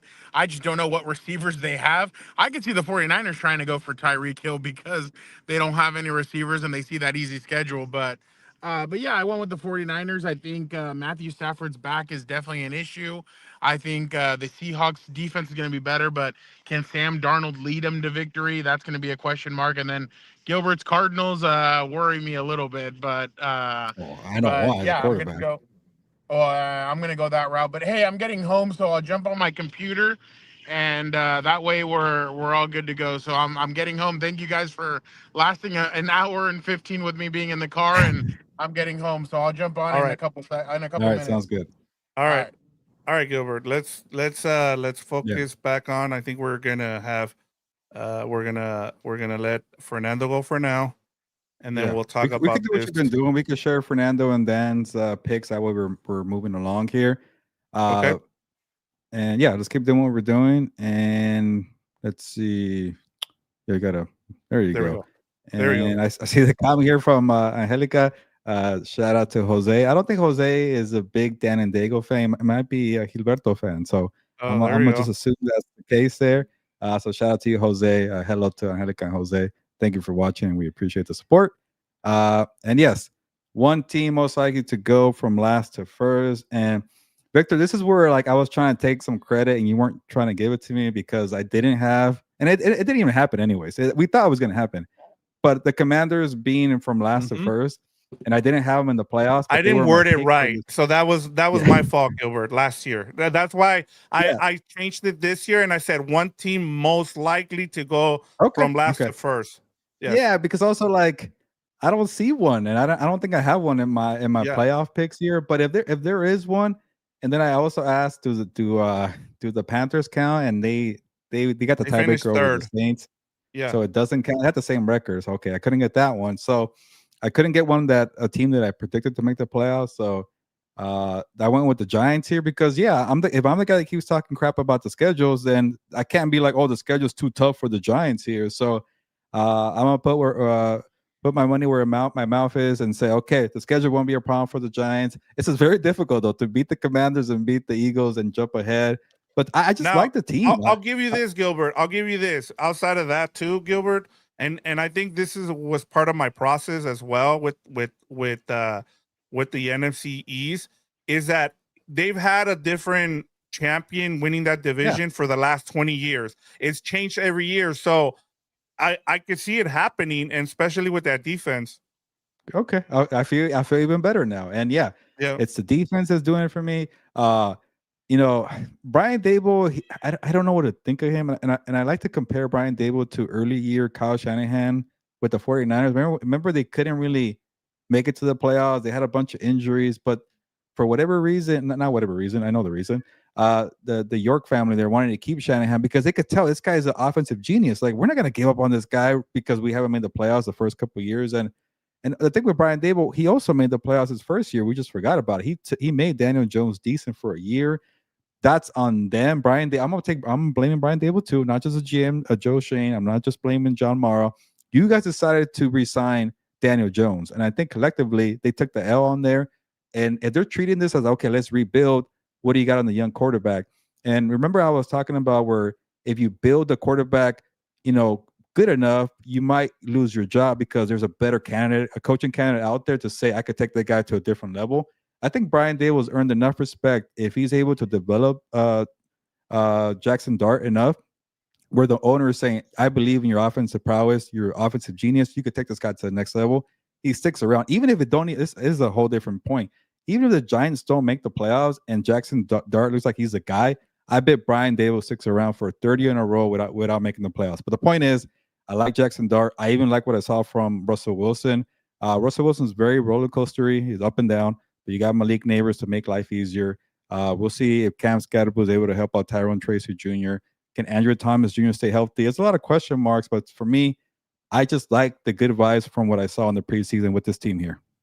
Yeah, and another thing too that I was really impressed with the Giants is that it didn't matter the quarterback that was in there during preseason, and I get it, it's preseason. Yeah, but they were running the offense. They were running Brian Dable's offense. So whether it was Russell Wilson and Jackson Dart, now my biggest thing for this team, if it's going to happen for you here in your prediction, is whether or not like how early can you go to Jackson Dart, and how much of a leash do you give Russell Wilson, and how desperate do you get if you're Brian Dable is like, okay, I know what I have in Jackson Dart, but I also want to win games. And so I think that's going to be the thing. I feel like Jackson Dart, I think when we look at it, is going to be the best quarterback from this quarterback class.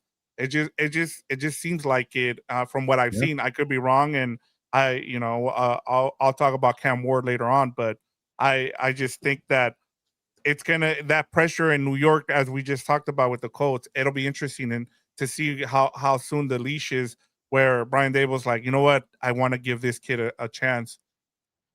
Yeah, and I'm always going to go back to what Eric said because it's kind of in the back of my mind. And Brian Smith's on the show. Shout out to you, Brian, for giving us a comment. I think Brian Smith's a Rams fan, right, Vic? Yes.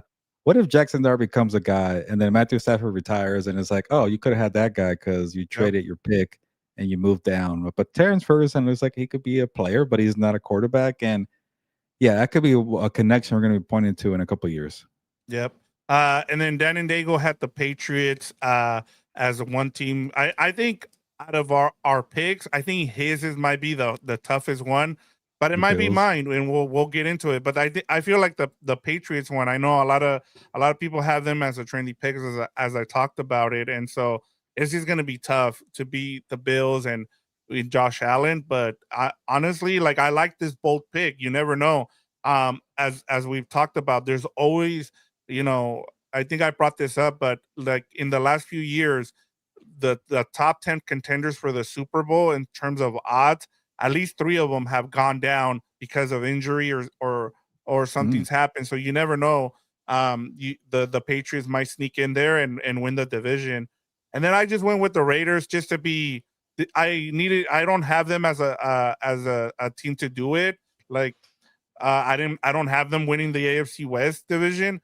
But I just threw it. I'm like, well, if you're giving me, if I need to make a case for them, I can make a case. You have, we saw with the Commanders last year where you had a new coach and a new quarterback be able to lead that team with not a lot of expectations. They bring in Ashton Genty, they bring in guys, and as you guys asked Adam Hill, and someone brought up I think it was Joe Morley who asked them about Patrick Graham, the defensive coordinator there.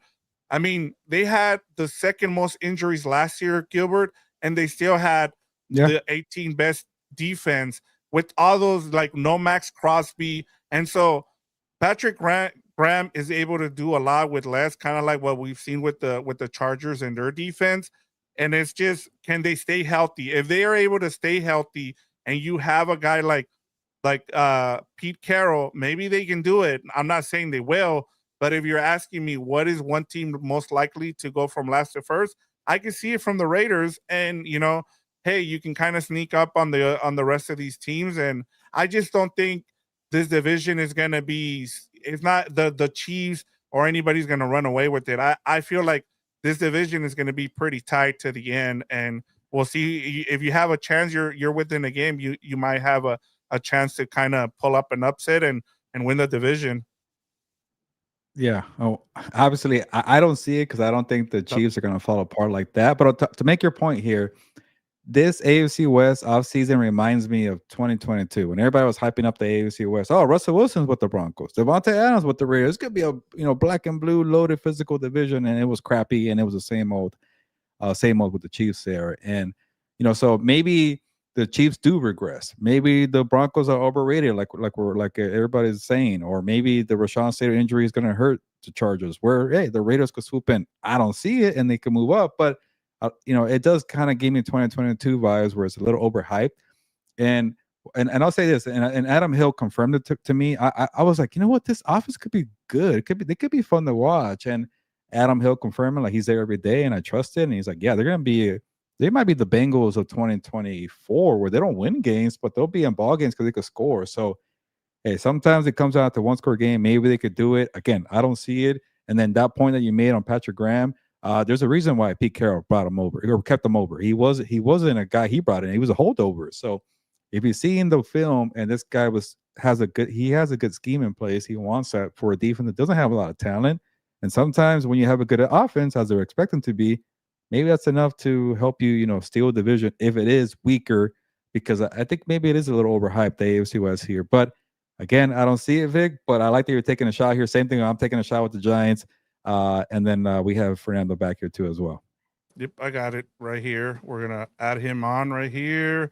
We got him on here. What and up? Then there we go. We got our host back. There we go, Fernando. And you're right on time because in terms of we're going to get now to now we're going to predict what 3 to 6 new teams are making the playoffs. And so last year we did not do well. We had I think it was a couple of us had 7 teams in new teams, a couple of us had 6, and a couple of us had 5. So we've kind of shrunk the numbers this year, it seems like, because we got burned last year. But go ahead, Fernando. Go ahead and I'll let you have the hosting duties back here. Oh no, I appreciate it, Vic. Thank you so much for doing that. I know I told Gilbert, this was like a super last minute. Hey, he's willing to talk. Come up here. Okay, cool. Appreciate it. So, all right. I went with the Jaguars and the Seahawks. I don't know why. Seahawks, I bought into it last year. I wasn't far off last year when I predicted it. It's just it happened to be the team that ended up not making it to the playoffs. So I definitely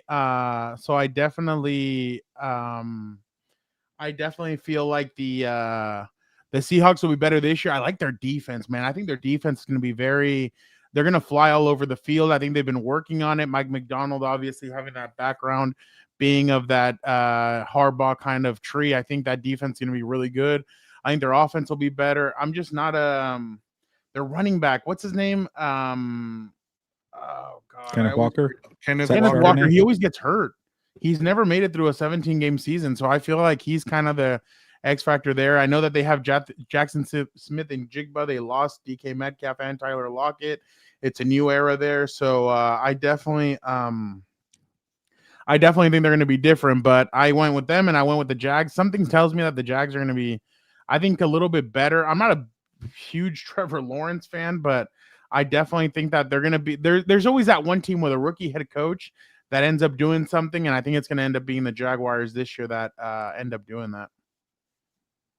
Quick plug here, and I'll give you a point here, Fernando. My betting column for where I do my NFL picks at SI is coming back for year 2, and I just spoke to a Vegas odds maker who told me that the team that's getting a lot of bets to win the NFC West is the Seattle Seahawks. A lot of teams are trying to cash in on the Seahawks. So, hey, people are onto something. I don't see it, but at least it wasn't the 49ers. He would have told me the 49ers, I would have flipped the table. Like, what? The 49ers are getting most bets for NFC West?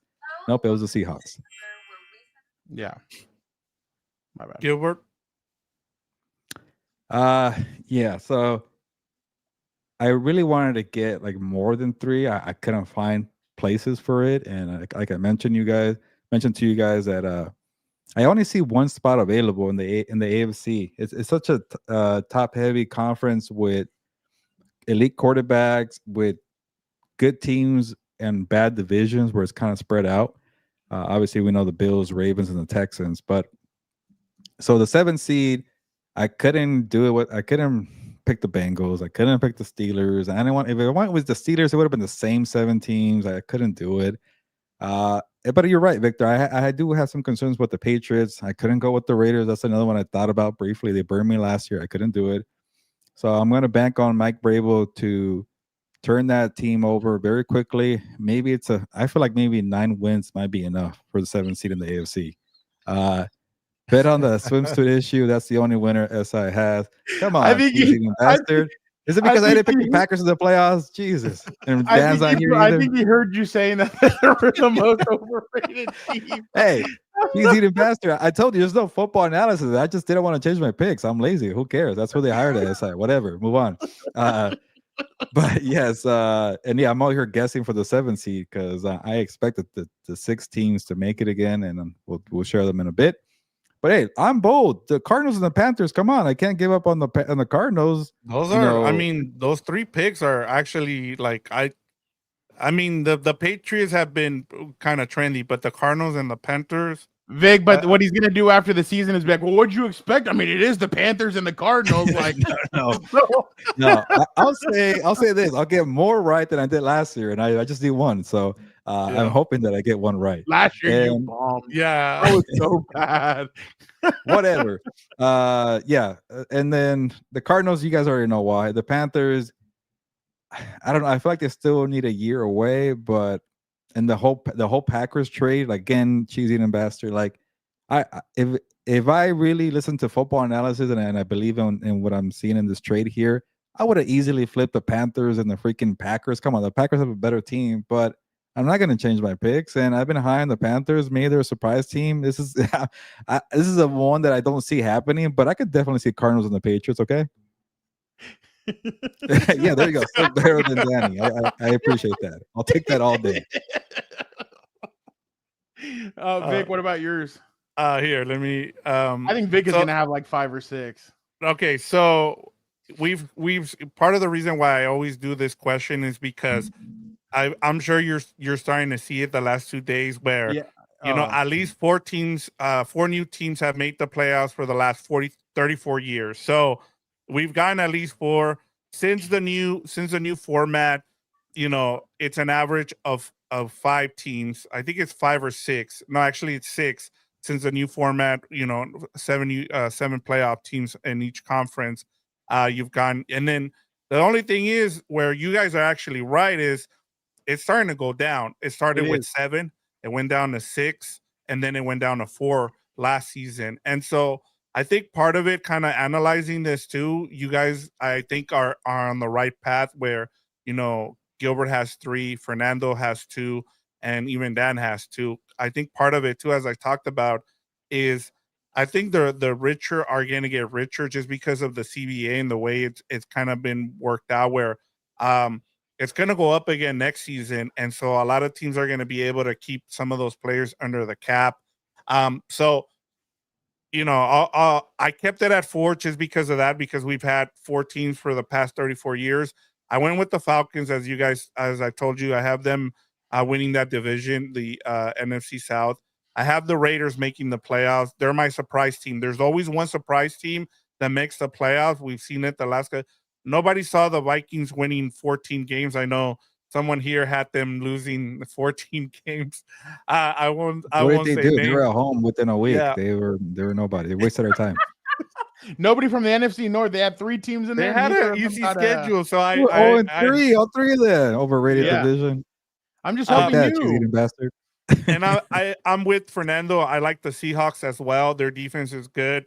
He talked about Kenneth Walker, and I feel like, you know, you brought in Mike McDaniel to be able to stop some of these offenses in the AFC West, and I feel like, look, you were this close. You won 10 games last season.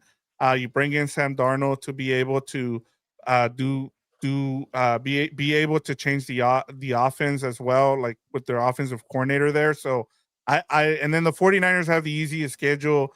We talked about it ad nauseum. I just think that that division, you know, they're not playing that many teams. So that was the easiest pick out of the new teams was the 49ers. So, but without, I feel like I'm kind of wasting time here because somebody has joined the chat here, the green room. So Oh, I don't want to finally. keep We're this closing up. person waiting Closing shop anymore. here. But if you guys, unless you guys want to rip me apart for my picks, I'm more than happy. I mean, Well, the Raiders, that's a homer pick, and I don't see the 49ers making it. And sorry, Vic, I could shred these picks up, but yeah, that's fine. But I do see multiple NFC West teams. It's just you got the wrong teams. So at least to me, you got three. I'm assuming.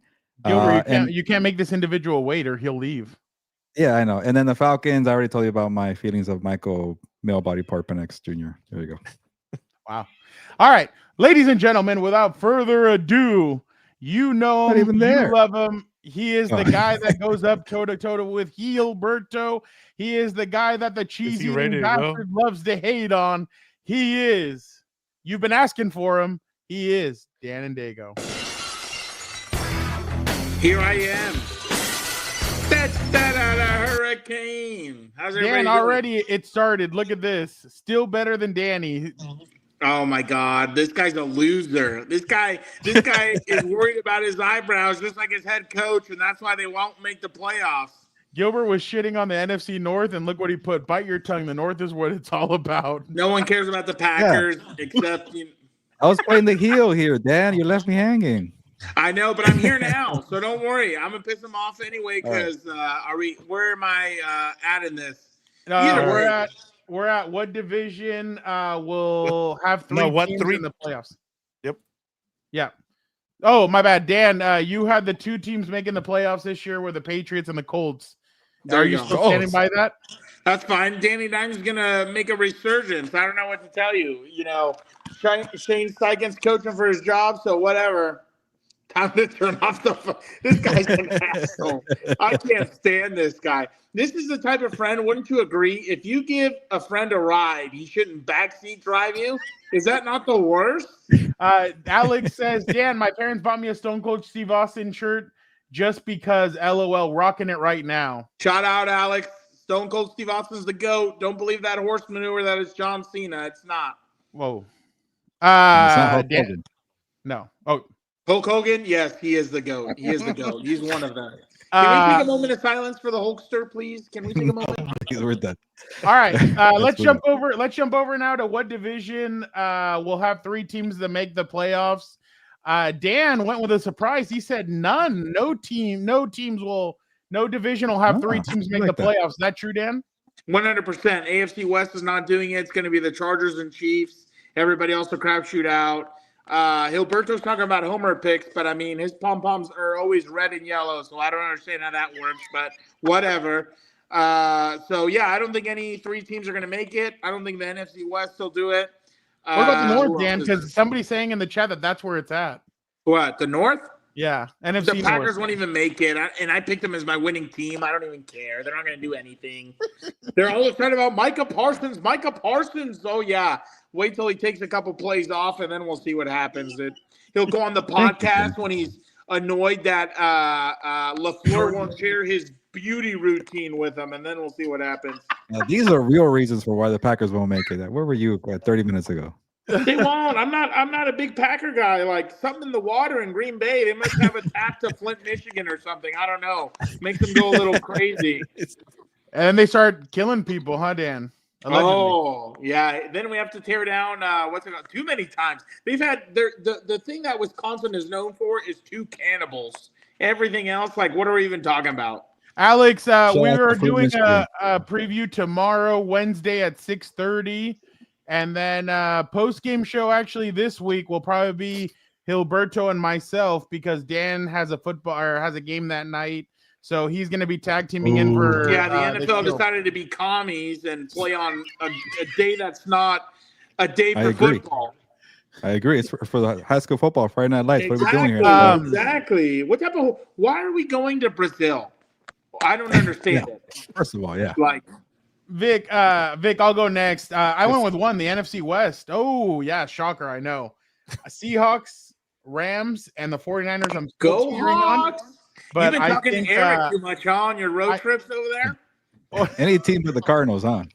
I went bold on this one. I think those three teams will make the playoffs from that division. I don't know what it is. I just feel like those three teams are. I've kind of not bought in, but I feel like those three teams will make the playoffs for Seattle sure. Clouds are driving you mad, dude. Don't fall into No, it. You need to Charlie. get some sunlight. Nobody here is going to nobody's going to Brazil. The only two people I know that are going to Brazil are Pop and oh my God, LA Times. I'm not even going to Sam guess. Farmer. Sam Farmer. I was going to tell you, the only reason you go to Brazil is for two reasons: to stand in the shadow of my Lord and Savior Jesus Christ, or to do Operation Real Madrid. I was going to say a Brazilian lady. They're the number one plastic surgery country in the world. You said plastic surgery? Yes. Yeah, you go for BBL or to do the Vin Diesel. Las boobies, coño. Why don't you go down there to the favelas, see how far you get? El BBL, coño. Yeah, right. I'd rather go snag a little chica or whatever girl is in Portuguese than have the I guess boy or girl come out dribbling out of that. So okay. Vic, why don't you go with yours? I went with both the AFC and the NFC. Last year we had two. We had the NFC North and we had the AFC West. So I feel like these two divisions are going to benefit from an easier schedule, and they'll get three teams in. I won't say which ones, but I was going to ask you who's from the West. We'll get to that. Oh, Eric's going to be excited. He thinks he's going to win this bet. No, actually, last week when we talked to him, he was a little nervous about that bet. He's so screwed. Especially because Adam Hill was like, yeah, their defense is going to be really bad. So, I can't. All right, Gilbert. Yeah, I'll keep it quick. I don't even believe in this pick, but I technically have three from this team making the playoffs. But like I told Victor, I can see this division flopping a little bit. It's a little overrated, but hey, I don't know. I just don't see the AFC bringing a surprise, but maybe because I'm going against surprises, it's going to happen this year. So we'll see. All right. Who is your ride or die team of 2025? Dan, why don't you take it away? Who is your ride or die team? Who did I pick? Oh, yeah. I'm going to pick the head coach who threads the needles through his eyebrows more than he does on the field, quarterback to receiver. I'm going to do the announcer's curse for the cheese-eating bastards, and they're my ride or die team, and I hope they die pretty quickly. So that's who I'm going to go with. Wow. I'll go next. I mean, this is no surprise. Tampa Bay Buccaneers. I really like. You've been riding or dying with them for like 3 years. Whoa! No. Last year was somebody else. This year it's the Tampa Bay Buccaneers. I really believe in Tampa. I think they got a bunch of weapons around Baker. I think their running game is going to be good. I think the tight ends are set. I think their offensive line is set as well. Mike, huh? You could hear the beeping in the background. There's no beeping. What beeping? That's not me. Okay. Whose mic is that? Whatever. Okay, so I think Tampa Bay is going to be very good, and they're my ride or die team. He doesn't.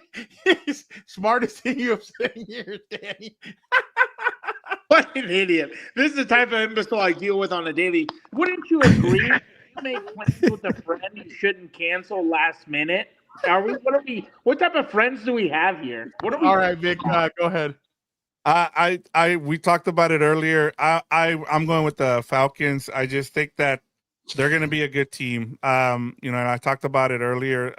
My bold prediction was they were going to have the most wins in the NFC this year. So I'm gonna ride with them, and I'm either gonna be, they're gonna make me look good, or it's gonna just be a shit of a pick. Yeah. I was gonna tell you, Brown. By the way, like Becky Lynch says, didn't you see SI has them at 12-5 also? Go ahead, Gilbert. Yeah, what's going on with Becky Lynch, man? Taking shots at Ozzy Osbourne and his hometown, and the daughter's getting pissed off. Dude, heel Becky, I like it. This is the best thing Becky's done joining with Seth Rollins since she's turned heel. Wow. Myra Vicarious, it's been a long time. Nikki Bella was pretty good, but this is just taking the cake. power couple to the max, dude. I can't wait. All right, Gilbert. Yeah, I'm with you, Dan. I told Fernando that last week, but yeah, the Arizona Cardinals. I don't know. For a while, I'm like, this is kind of a boring pick because I just been talking about them all off season. Not as much as last year, I felt like, but then I really got going when everybody's picking the 49ers. Yeah, real boulder. The 49ers. I already went on the rant. Check that out with Eric Williams. Yeah, please have some more cojones, people. And then everybody likes the Seahawks, but I destroyed Sam Darnold last year. Why would I ride with that team? So Kyler Murray, get the booster out. Come on, let's take a ride. Get on that Call of Duty. Exactly. Yeah, bring out the game too. All right. Let us now move over to the division winners of the AFC West, North, South, and East. Heelberto, I'm going to let you go first for this one.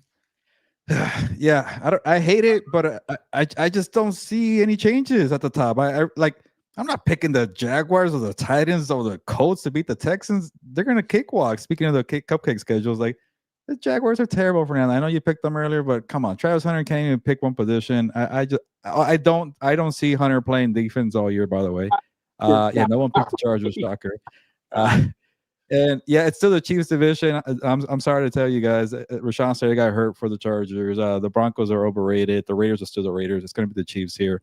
The Ravens, I think they really blew it. They're the opportunity in that divisional game, but they're a juggernaut there. They have a lot of talent. That secondary got better. I don't like the Steelers. I don't like the Bengals. The Browns freaking suck. And then the Bills, I am higher on the Patriots and the Jets. Maybe I could have a little more cojones there and taken one of those teams to beat the Bills. I think the Bills are a little overrated too. They don't have a lot of talent, but Josh Allen's that good to help them. They just signed Gabe Davis today. Oh, I actually didn't see that. Yeah, snoozer. But that's an easy division for them to win. I'm just gonna go next, Vic, because I did the exact same thing, I believe. So, yep. You girls are so cute, matching your picks together. I'm glad to see. That's why you have so much cohesion over here. You guys are. Never mind. I'm not gonna say it. Okay, where are you going with this? Ravens by default. Texans, I feel like their defense is very good. The offense, I have question marks about the offensive line, but not enough question marks to say they're not going to win the division. I know they got a lot of cute weapons out there, but that offensive line to me feels like it's going to be a little rough. No Joe Mixon for the first few weeks. I think that's going to be rough. The Chiefs, again, I'm sticking to what I've done the last 3 years. Until the Chiefs can get knocked off, I'm just going to say nobody's going to knock them off. So I went with the Chiefs as well. Vic, why don't you go? And before Vic goes, Dan, he decided to change it up so not everybody was the same.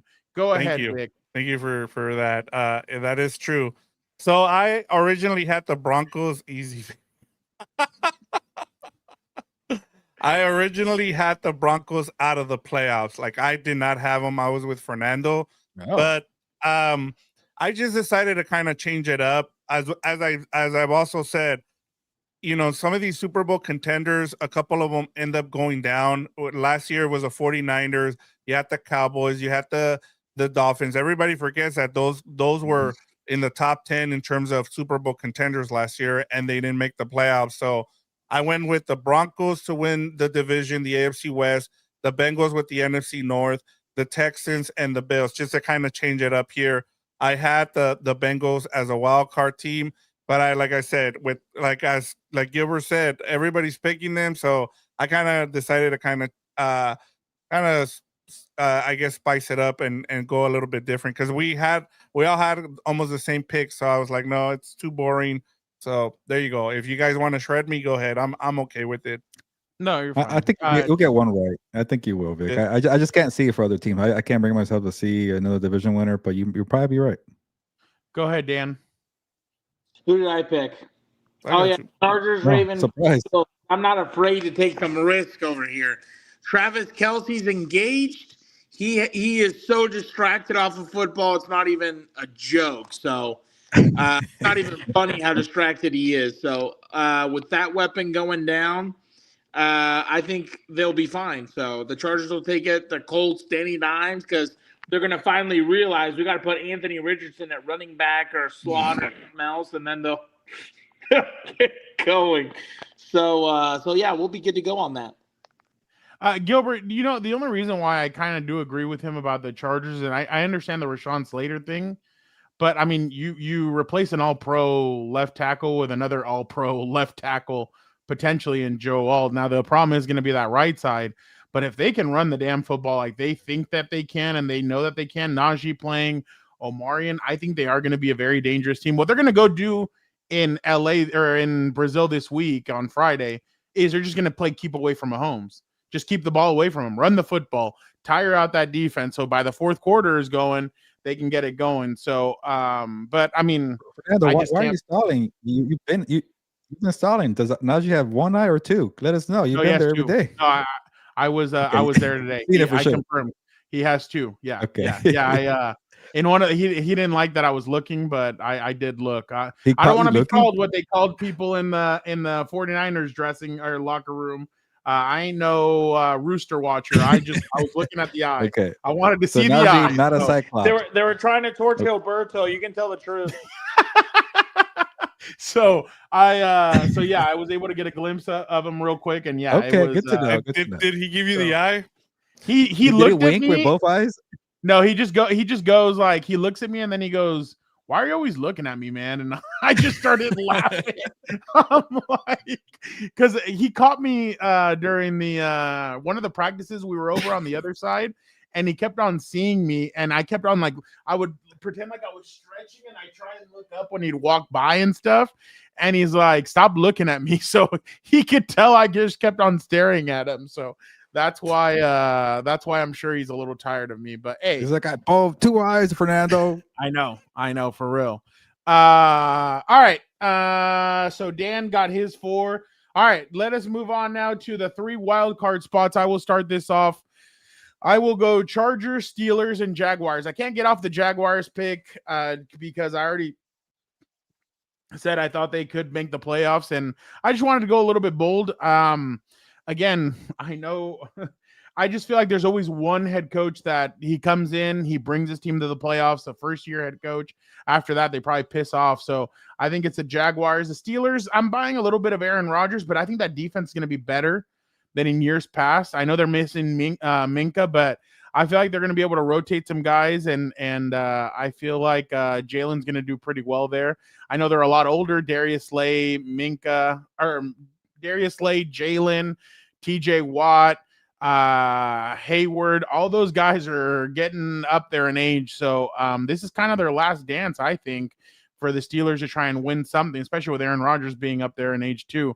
The Chargers, I have them making the playoffs. I mean, because I cover the team, maybe it's a homer pick, but for some reason, I just feel like it's like Eric said, Jim Harbaugh and his teams get better in year 2, whether it's at USD, whether it's at Stanford, whether it's at the 49ers, Michigan. They always get better in year 2. I think they will get better this year. And I really think that, I know they're missing Rashawn, but I think they're going to be fine without him, just because I feel like having a head coach like that kind of changes things. And I think their running game is going to be a lot better this year than in years past. So those are my 3 wild card teams. Gilbert? Yeah, I'll be quick. I'm embarrassed of my picks. I don't have much boldness here. Broncos, Chargers, Patriots. Patriots the only team I have different from last year. 6 out of 7 going to make it again. I hate it. I don't feel good about it. So there you go. Vic? I went with Ravens, Raiders, and Chiefs. I do not have the Chargers making the playoffs. And I'll give you a great stat that I forgot about. You know when the last time a second place team from the AFC West made the playoffs the next year? The 80s. 1997. So a second place team that finished second in the AFC West has not made the playoffs since 1997 when the Broncos did it. I just, like I said, I can't give you a reason why. That's my only thing, is second place team is kind of like a dead zone for the AFC West. So if you finish second in the AFC West, that usually means that you're not making the playoffs the next season. And maybe Jim Harbaugh's the guy to change it, but I just kind of wanted to change it because everybody had the Chargers as well in the playoffs. So just something to think about, guys. Yeah. I think Jim Was Jim on the? No, he wasn't there yet. Was he on that team? No, he wasn't on the team yet. Oh, Dan, look at this. Somebody chimed in.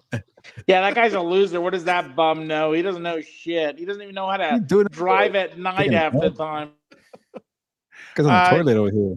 Dan, you're next. Do you want me? Give me a thumbs up if you want me to do it, or if you want to do it. No, I can do it. My bad. I was fixing something right now because I got. Okay, you had Chiefs, Patriots, and Texans. For Chiefs, Your wild card teams. Wild card teams. That's right. Because Vic apparently wants me to drink my sorrows and my liver be gone by the end of this year. So, yeah, 100%. I think that this is going to be the Chargers' best year. You know, you have what's it called? You have players who can't figure out how to drive or whatever over there, and you have one of them distracted because he's with the biggest pop singer ever or whatever. I mean, I don't see it. I don't see the talent, but whatever. So yeah, and I mean, what is? Doesn't look like you fixed much. The hell's he even talking about? What's he on about? I'm multitasking over here. That I'll get. No, I won't say that. I won't reveal that blessed middle name. But yeah, I mean, I think seriously, Chiefs, Patriots, Texans. I think the Patriots are going to make it. I was high on them, so I'm trying to see. Well, whatever. Yeah, so that's what I'm going with. Texans, because I got my Colts pick in there because I'm not like Heelberto. I don't like to pick safe. I like to live dangerously. So that's what I'm rolling with. All right, let's go with the NFC West, North, South, and East. I will go first. The Rams, but with caution. I'm very nervous about the Rams. That back worries me a lot. So I went Rams caution. I went with the Packers, with the Bucks, and with the Eagles. So those are my three. Those are my division winners. Vic, go ahead.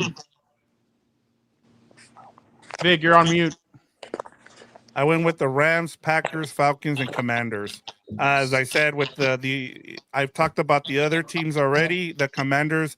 The reason I went with the Commanders is the NFC East has had a different winner for the past 20 years, so I just went with the Commanders. But honestly, like what Gilbert brought up earlier, we kind of talked about with the Giants. That might be a team that might be in contention as well. Gilbert. Yeah. Here's my biggest bold pick. I have the Cardinals, not the Rams, to win the NFC West. I'll explain more in House of Horns promo there tomorrow night. I got the Cardinals NFC West. I am not wavering from the Lions. Like I mentioned earlier, for some reason, they don't get the same respect as the Ravens, Bills, and Chiefs. Every year they make it, but nobody cares about their schedule. But here we are. Brad Holmes and Dan Campbell have not left. They're still there. That team is still loaded, I believe. And I really wanted to fade the Bucks, but you might hate this, Fernando, because that's your team, and every year I fade them, and they do well, right? But they're too loaded. I like that team. They're on paper at least. So, and then the Eagles. You should want them picking someone else, Brown. Don't trust them. Don't pick my Lions. I know. That's either. why I said that's why I apologize. Okay, Dan. And the Eagles, I think they might not do as well as last year, but I think they're still the top of the class there. So those are my four. Dan, go ahead. What is this? What is this now? Where are we? Division winners of the NFC. All right, here we go. NFC. Niners, crappy division. I think the Rams will take a step back. Lions, obviously my boys are taking it. Bucks, Eagles. Self-explanatory. All right. Green Bay sucks. Let's go with the wild card. Dan, why don't you go first? All right, who is it? No, never mind.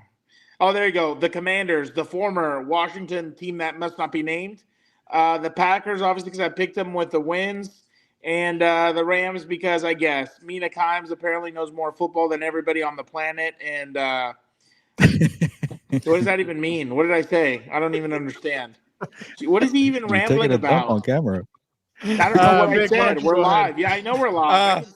I went with the 49ers, Seahawks, and Eagles as my wild card. Is this guy high? Do we need to piss test you, cheese-eating bastard? I went with the who did I go with? I went with the Seahawks, the 49ers, and the Commanders. Jesus. So yeah, does everybody here have the 49ers but me? Gilbert. Commanders, Rams, Panthers. I do not have the Seahawks. I do not have the 49ers. I do not like green egg and hams. There you go. All right, guys. Time All for right. our Super Bowl. Let us go with our Super Bowl picks. Where's it Dan, going? why don't you start us off? Yeah, I'll go first. The Chargers will spank the shit out of the Packers. I'll just go with that right there. That cheese-eating bastard really, he would never get to say another word to me ever again. He would have to call you sir. He'd have to You call actually me have the Packers in the Super Bowl. That's big for Mr. you. Sir Dan and Dago. The picture of the seal looks weird. I hate this guy. Go ahead, Dan. And what else? Oh, Who's the MVP? Oh, the MVP's the son of Odin. I don't even know who's the quarterback for the Packers. That guy sucks. So, I mean, I'm not even worried about it. Gilbert. Yeah, I'm not going away from the Lions. Sorry, Dan. Dan Campbell will get it done over the Ravens. Lamar Jackson finally gets to the Super Bowl here. It was that or Josh Allen. The Ravens have a better roster. I still don't get how the Bills beat them last year. Catch the damn ball, Mark Andrews. So Lions over Ravens, Super Bowl. Oh, so they pushed Lamar over the finish line, huh? I just looked right now. I don't even have the Lions making the playoffs. That's crazy. Jesus. Haterade. Two of them. Hanging out with Eric. Go ahead, Vic. Oh, you okay? Sorry. I'm going. I think this is the year that Get the fuck out of here, dude. I would kill myself. Jordan Love kill myself. There you go. Got to show some There you love go. to the Victor showing Cali love. kids. No, There you go. like- Exactly. I'm going with the Fuck them Packers. kids. This is before the Micah Parsons trade. They have one of the youngest rosters. I think they might only have one or two players that are over 30 on the Packers. I think, look, Jordan Love and CJ Stroud are going to make that leap, I feel like. And I think it's this season. We've seen it with guys like Mahomes, with Josh Allen, with Lamar Jackson. I feel like those guys are the next group. We've seen CJ Stroud win games. I think he takes that next leap. And the Green Bay Packers, they said, F it, we're gonna go all in. Whether or not it works, we're gonna see. But this is what I had before the whole Micah Parsons trade. So I this was my pick. Everybody was going with Ravens and Lions, and they were and Rams, and I'm just like, nah, I'm gonna pick two teams. I feel like, and I'll make the case for the Texans here too. I'll be quick. I feel like everybody who's talking about the Broncos, them being a Super Bowl contender, is actually who the Texans are. Like the way that people are hyping the Broncos is the way that people should be hyping up the Texans, because if you look at that Texans defense, it's really good. The number one question mark for the Texans is that offensive line. And who knows, maybe they fixed it. We have no idea. So that's why I went with the Texans. So that's my Super Bowl pick. All right. So you all know I am a storyline kind of guy. I'm a WWE kind of guy. What is closing this year? Raymond James Stadium. I believe that the divisional round of the playoffs will be the Baltimore Ravens. Bills, right? Huh? The Bills Stadium. Oh, my bad. The Bills Stadium. Sorry. The Bills Stadium is closing this year. It's the final year. They're opening up a new one. They have one of the easiest schedules in all of football. So I can definitely see Buffalo losing this weekend. And then in the divisional playoffs, the round of the playoffs, they get the Baltimore Ravens that come in. Baltimore's going to be feeding off that week one win. They're going to be the team that wins. Boom, the Bills beat them. Kansas City's going to come to Buffalo. And they're going to finally, in the final game at their stadium, they're going to knock off the Kansas City Chiefs. Josh Allen goes to the Super Bowl, and he will be facing against the Tampa Bay Buccaneers. They will beat the Tampa Bay Buccaneers, and they will open up their new stadium on Thursday Night Football a year from this Thursday with a championship raising a banner. So I will go. This guy's been watching behind the what was the stupid WWE thing? Behind the curtain or whatever. Yeah. On Netflix. Yeah. Uncensored. I forgot what it was called. I will go with the Buffalo. I will go with the Buffalo Bills beating the Tampa Bay Buccaneourt. Gilbert, before you go, because Gilbert has to set off. We have not done this. No, hold on. It'll be quick. I promise. We need to make picks. We haven't made picks for week one. I'm going to give you guys 5 quick games. Okay. And we will make picks. All right, ready, set, go. Tampa Bay at Atlanta. Damn. Atlanta. Oh, shit. Hold on. Hold on. Hold on, I gotta I write was these thinking down. that. Hold on. Okay. Sorry. Go No, ahead. you're good. Go ahead. Tampa Bay. Okay. I will go Tampa Bay. Gilbert. Atlanta, they're at home. Vic. Falcons. All right. Las Vegas at New England. Give me the Patriots. Dan. Patriots. Gilbert. Patriots. I'm the reigning Vic. champ, by the way. So Are you? I'm gonna go with the Raiders. Okay. Pittsburgh Steelers at the New York Jets. Give me the God. Jets as my upset pick of the week. Gilbert. Yeah. Don't blame me if it doesn't happen. Give me the Jets at home. Vic.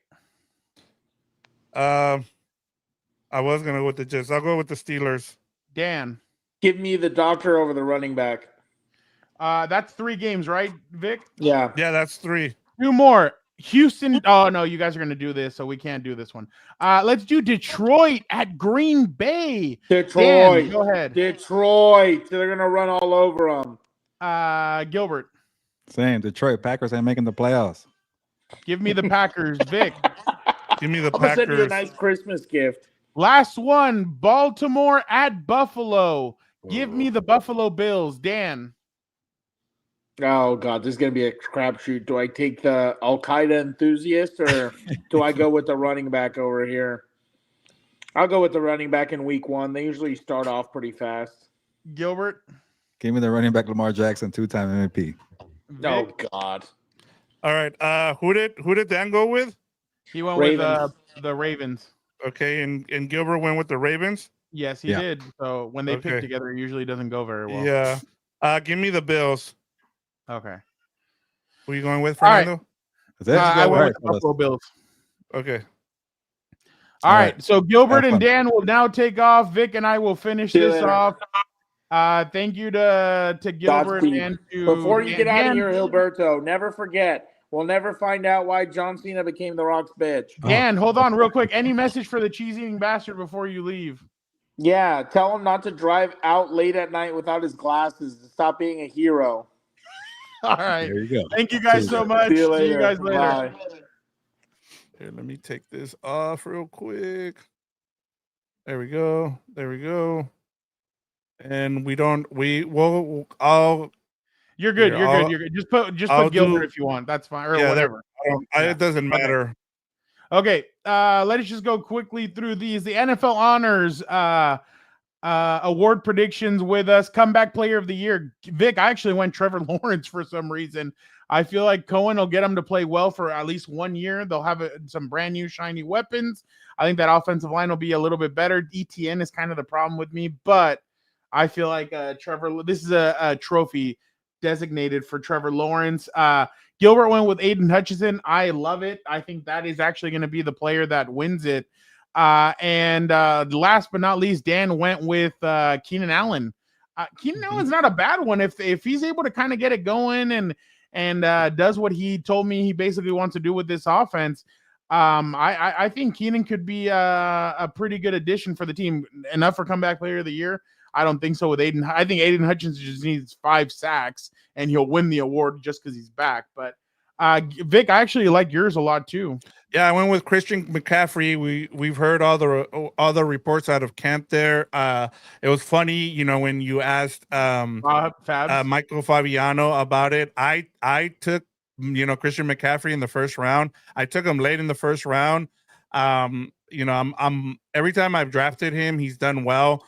I think what a lot of people do is they like to draft him way too early, and Fabs is right. I just think like the upside there is too good, especially him coming off of injury, and you're only doing it for 1 year. So I just last year was Saquon fell to me. This year was Christian McCaffrey, but I just feel like he's gonna have, especially with that schedule that he has, I feel like he's gonna have one of those big years, and it'll probably be the last one because I don't know how much more that those knees and Achilles can take. Okay.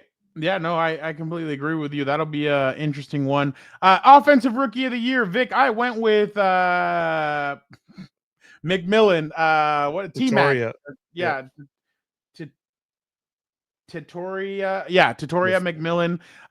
Vic, a lot of stuff coming out of camp, even some preseason games.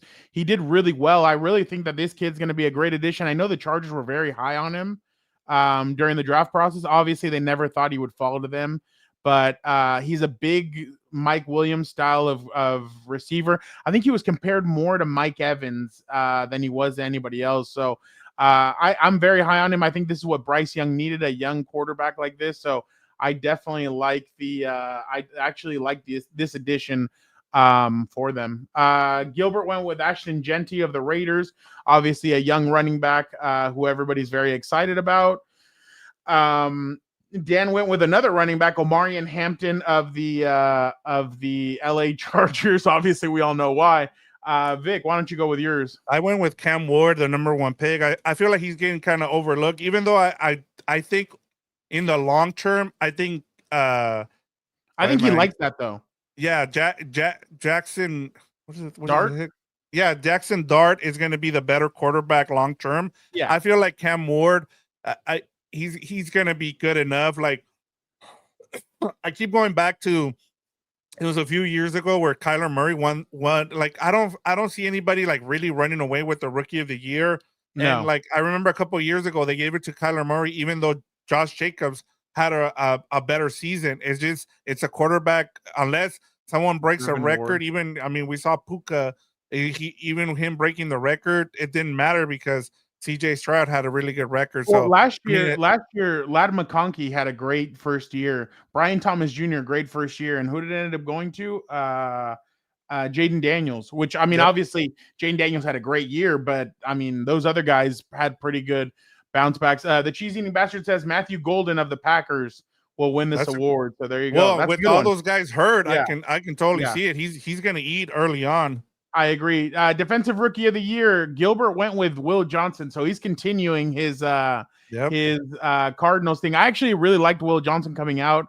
I know there was a lot of smack talk about him, but I think he's a solid cornerback. Dan went with Mason Graham of the Cleveland Browns. I actually think that. And I like all these picks, by the way, from all of us. I really like these picks. Yeah. No, I agree too. I think Dan's right though. Is that Joe even said that Mason Graham has been very good for them. He's just going to be another addition to that defensive line. I went with Travis Hunter. I went from left field. I said, you know what? I think this guy's going to have 4 to 6 picks in him. So I think with him getting 5 to 6 picks, everybody will be excited and they'll be like, yeah, this is the best player. This is the best rookie defender coming in. So I went with Travis Hunter. What did you I kept it simple, especially all those what did Gilbert say? They have a bunch of pass rushers there. I just feel like Abdul Carter, they brought him in and he's gonna eat, especially with all those defensive linemen on that team. So I just kept it simple, to be honest. But like I said, I like all these picks. These are all really good picks. Yeah. Coach of the Year, I went with Sean McDermott. Why? Because I feel like Buffalo's gonna have an easy schedule. I think they're going to ride it through. I think they'll beat Kansas City in the regular season again because it's in Buffalo, and I think they'll beat them. And I think he'll win Coach of the Year. Just I don't know what it is. I mean, again, I should have gone Liam Cohen maybe just because I already said that I think they're going to have a better year than what most people predicted. But I'll change it up and I'll go Sean McDermott. Dan went with Mike Vrabel. Gilbert went with Dan Campbell. Why don't you give us yours? Yeah, I went with Raheem Morris. I just feel like he like I said, if I think they're gonna lead the NFC in wins in the NFC, I just feel like also he's finally decided that, hey, I don't want to be the defensive coordinator. He went and he hired Albright, even though he got in trouble with his son and him sending sending Shedeur Sanders a prank call and all that. But look, you're I like the fact that Raheem Morris decided, hey, I'm gonna let people, I'm gonna be the coach and let people actually do their job. So I like that. We've kind of had that conversation. Gilbert has also said, like, hey, the head coach shouldn't be the one calling plays. I like the fact that he's giving up the reins to be the defensive coordinator and just be the head coach. So I like Raheem Morris for that reason. That's a good one. Offensive Player of the Year. Look, I know like we said, this is a sometimes a quarterback award too, but I went somewhere different. I went with Brian Thomas Jr. of the Jacksonville Jaguars. I really like Brian Thomas Jr. And again, another player that last year the Chargers weren't looking at Malik Neighbors. They were more on Brian Thomas Jr. Jim supposedly really liked him coming out of college. So I think Brian Thomas Jr. is going to be a good player for them. I think he'll grow even more this year in the offense, especially because a lot of people I think are going to be focusing on some of the other weapons on that team. So I just went left field. I decided to go bold with this. I went with Brian Thomas Jr. Gilbert went with Jahmyr Gibbs. I actually really like that one too. I think Jahmyr is going to be very good. I was kind of surprised he didn't go with Jamar Chase. I thought that's who he was going to go with, but I want to ask him about this Jahmyr Gibbs one. But it's a good one. Yeah. No, I agree. Dan went with Joe Burrow. So I actually am not mad at that one either. I think Joe Burrow could put up a lot of numbers. Will he make the playoffs? Again, I don't have him doing that, but yeah. You have a good one as well. You went different. So my reasoning for Bijan Robinson is that this usually goes like this is the compromise that the awards have kind of made with kind of making this a running back award. Now, even if a running back doesn't, kind of go off like we saw Saquon, then they'll give it to a quarterback. Yeah. But I just feel like Bijan Robinson's going to make that leap this next season, and I think he'll be like the number one running back next season. He'll lead the league in rushing. There you go. Let's go with defensive player of the year. Again, bold. I don't care. Jared Verse. I went with Jared Verse. I really like this pick, Fernando, but go ahead. I kind of want you to break this down. The reason why is because I like the addition of Puna Ford there. I think Puna is going to add another. And again, in the article that I already have ready, that it's probably going to be released this weekend for the game. Puna said that he believes that he's going to be my bad. Okay, sorry. Let me rephrase this. Go ahead. A lot of people believe that Puna is just a good run stuffer, but he's not just that. He was a good pass rusher for the Chargers last year. There was a couple of times where he had that Khalil Mack barely beat him for a sack, or Joey had beaten him for a sack, or somebody had beaten him for a sack. And he still had, I think, 3.5 last year. So I really think that Puna is going to be a guy that is going to help add some. He's going to add something there for Jared Verse to really blow it up. And I could see Jared Verse getting 15 sacks next year and being one of the better pass. And again, what he did in Philly, I loved it. And I think he still had 2 sacks in that game, even with all the shit talking he was doing. So I like that. So give me. You know what's crazy, Fernando, that you mentioned that is that I don't think he had more than 6 sacks last season. I know. And if he won defensive rookie of the year. So imagine if he's able to rack up sacks. I really like this, and especially if you're a betting guy, I think he's like 9th in odds for defensive player of the year. If you place a bet on Jared Verse, I really like that one because like you're getting good odds and he has a good chance just because of the sack total. Michael is going to double up this coming season. No, I agree. Let's go real quick. Dan went with Myles Garrett and Gilbert went with Will Anderson Jr. So we all went pass rusher. Vic, why don't you give yours? I went with Micah Parsons. This was before I just thought this was before the trade to the Packers, and my reasoning was like, look, if Jerry's not gonna pay him, he was gonna go off. But now that they made the trade, I still feel like he's got something to prove. Like, hey, I deserve this money, especially like Gilbert was talking about how like there's a lot of talk about his playoff stats and the fact that he's not a good run defender and all that. I feel like he's gonna come out and try to prove people wrong. And then I think it was Rich Eisen who said this. He's finished top 3 in the defensive player of the year every season he's been in the league. So I mean, hey, why not go finally get? It was Rich Eisen. Yeah, yep. I heard that. That's a good stat. All right, now the final award, the MVP. Gilbert went Lamar Jackson. Dan went Who Cares? Josh Allen. And I went with Baker Mayfield. I don't know what it is. I really like the Bucs this year for some reason. And the addition of Amika, the Mike Evans, they kept Chris Godwin. They have some good players there. And the run game is very good. I really think that Baker this year could put them over the top. Again, Baker's not going to get the MVP votes because usually, Vic, I don't know about you. I really think that if it's always between the four quarterbacks at the top. I'll make the point. I'll help you with this point, but go ahead and finish it because I actually like this pick. It's always those top 4 quarterbacks that everybody's looking at for this award. And I'm kind of like, well, if you look around, there's other guys that have done a really good job that maybe deserve that award a little bit more, but they're not going to get the recognition, obviously. But I think Baker could be one of those guys that kind of breaks that funk of Lamar, Josh Allen, Mahomes. Heck, I even think Mahomes might be able to sneak a MVP award this year. But again, the one problem I do have with the Chiefs is that they're going back to what they were before when they lost the Super Bowl to Tampa.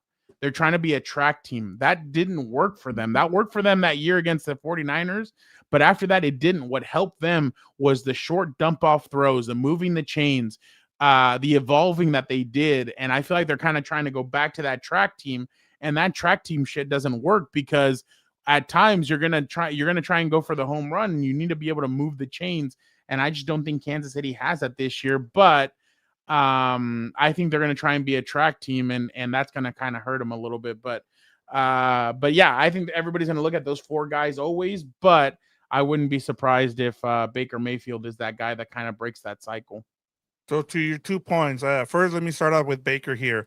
So one of the things that you have to look at with the MVP is you have to win your division for you to be in the MVP discussion. The other thing is going to be a quarterback. We haven't seen a non-quarterback win the MVP since Adrian Peterson, I believe.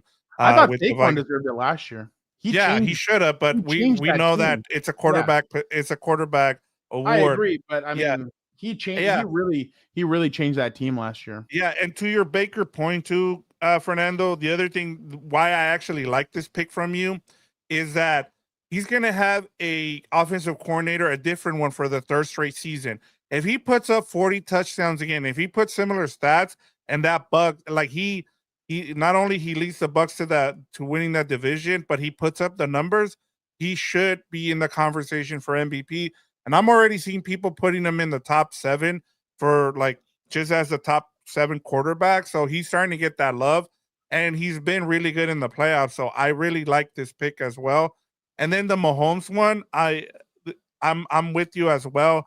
I think what you're gonna see too with the Chiefs, Fernando, is that they were so focused on trying to win a 3rd championship that Mahomes was just doing what was asked of him.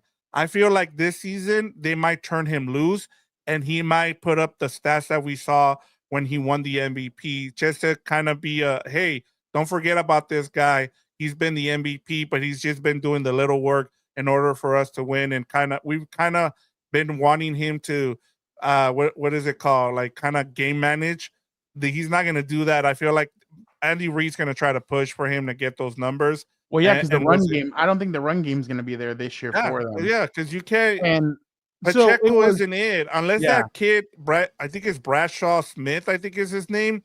Unless that kid pops, I just don't see where that running game comes from. It was they won the Super Bowl. They lost. They got thrashed by Tampa. They lost to the Bengals. Mm-hmm. And then they traded Tyreek, right? Yep. And then they won the Super Bowl twice in a row, and they lost this year. See, that's the problem. When they were a track team, they lost 2 Super Bowls, or they lost once in the playoffs, and they got thrashed in another Super Bowl. So I'm interested to see what KC is going to look like this year, because the turning Mahomes loose, I get it, but at the same time, it comes with a cost, and we know what that cost is. It's costing them a chance to win a Super Bowl. The game manager has won 3 Super Bowls. Turning it loose, he hasn't won any. As long as he wins the division, that's why I feel like they might win the division, but they might not be as good as those other 3 teams that went to the Super Bowl, if that makes sense. And like I said, yeah. I went with Jaden Daniels. Like, I feel like he's gonna. If you're gonna give the award and you're gonna take it away from Lamar Jackson, you said like those top guys, the Josh Allens, the Patrick Mahomes, you need to, like you need, and I talked about it. I feel like the Commanders, that defense is super old, and I feel like he's gonna have to carry that team. And in order for him to win, he's gonna have to win the division, and he's gonna have to carry that team. I feel like he can do it.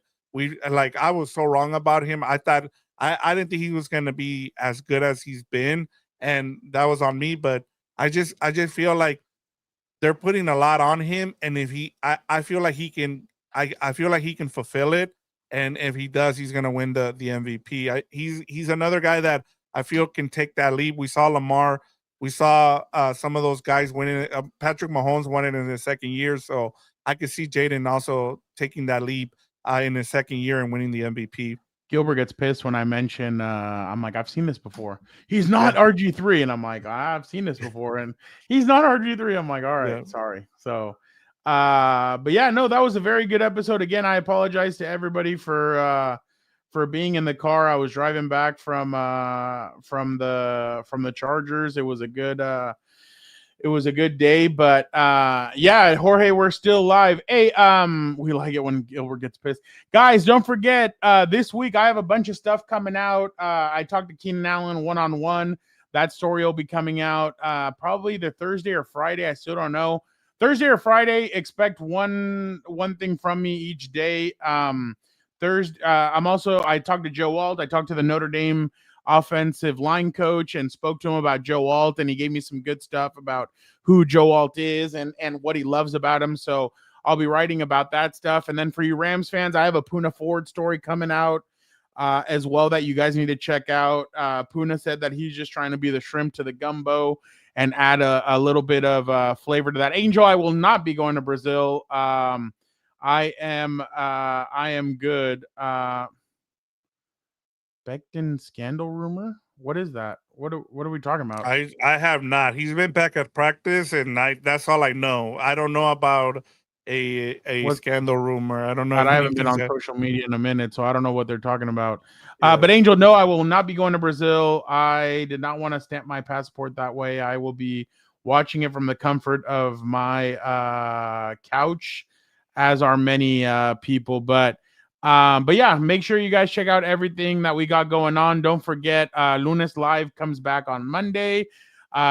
Tuesday, it's the Four Compas. Wednesday, both the Rams, House of Horns, and What's Up Bolts. Thursday, it's Heelberto's whatever the hell he does.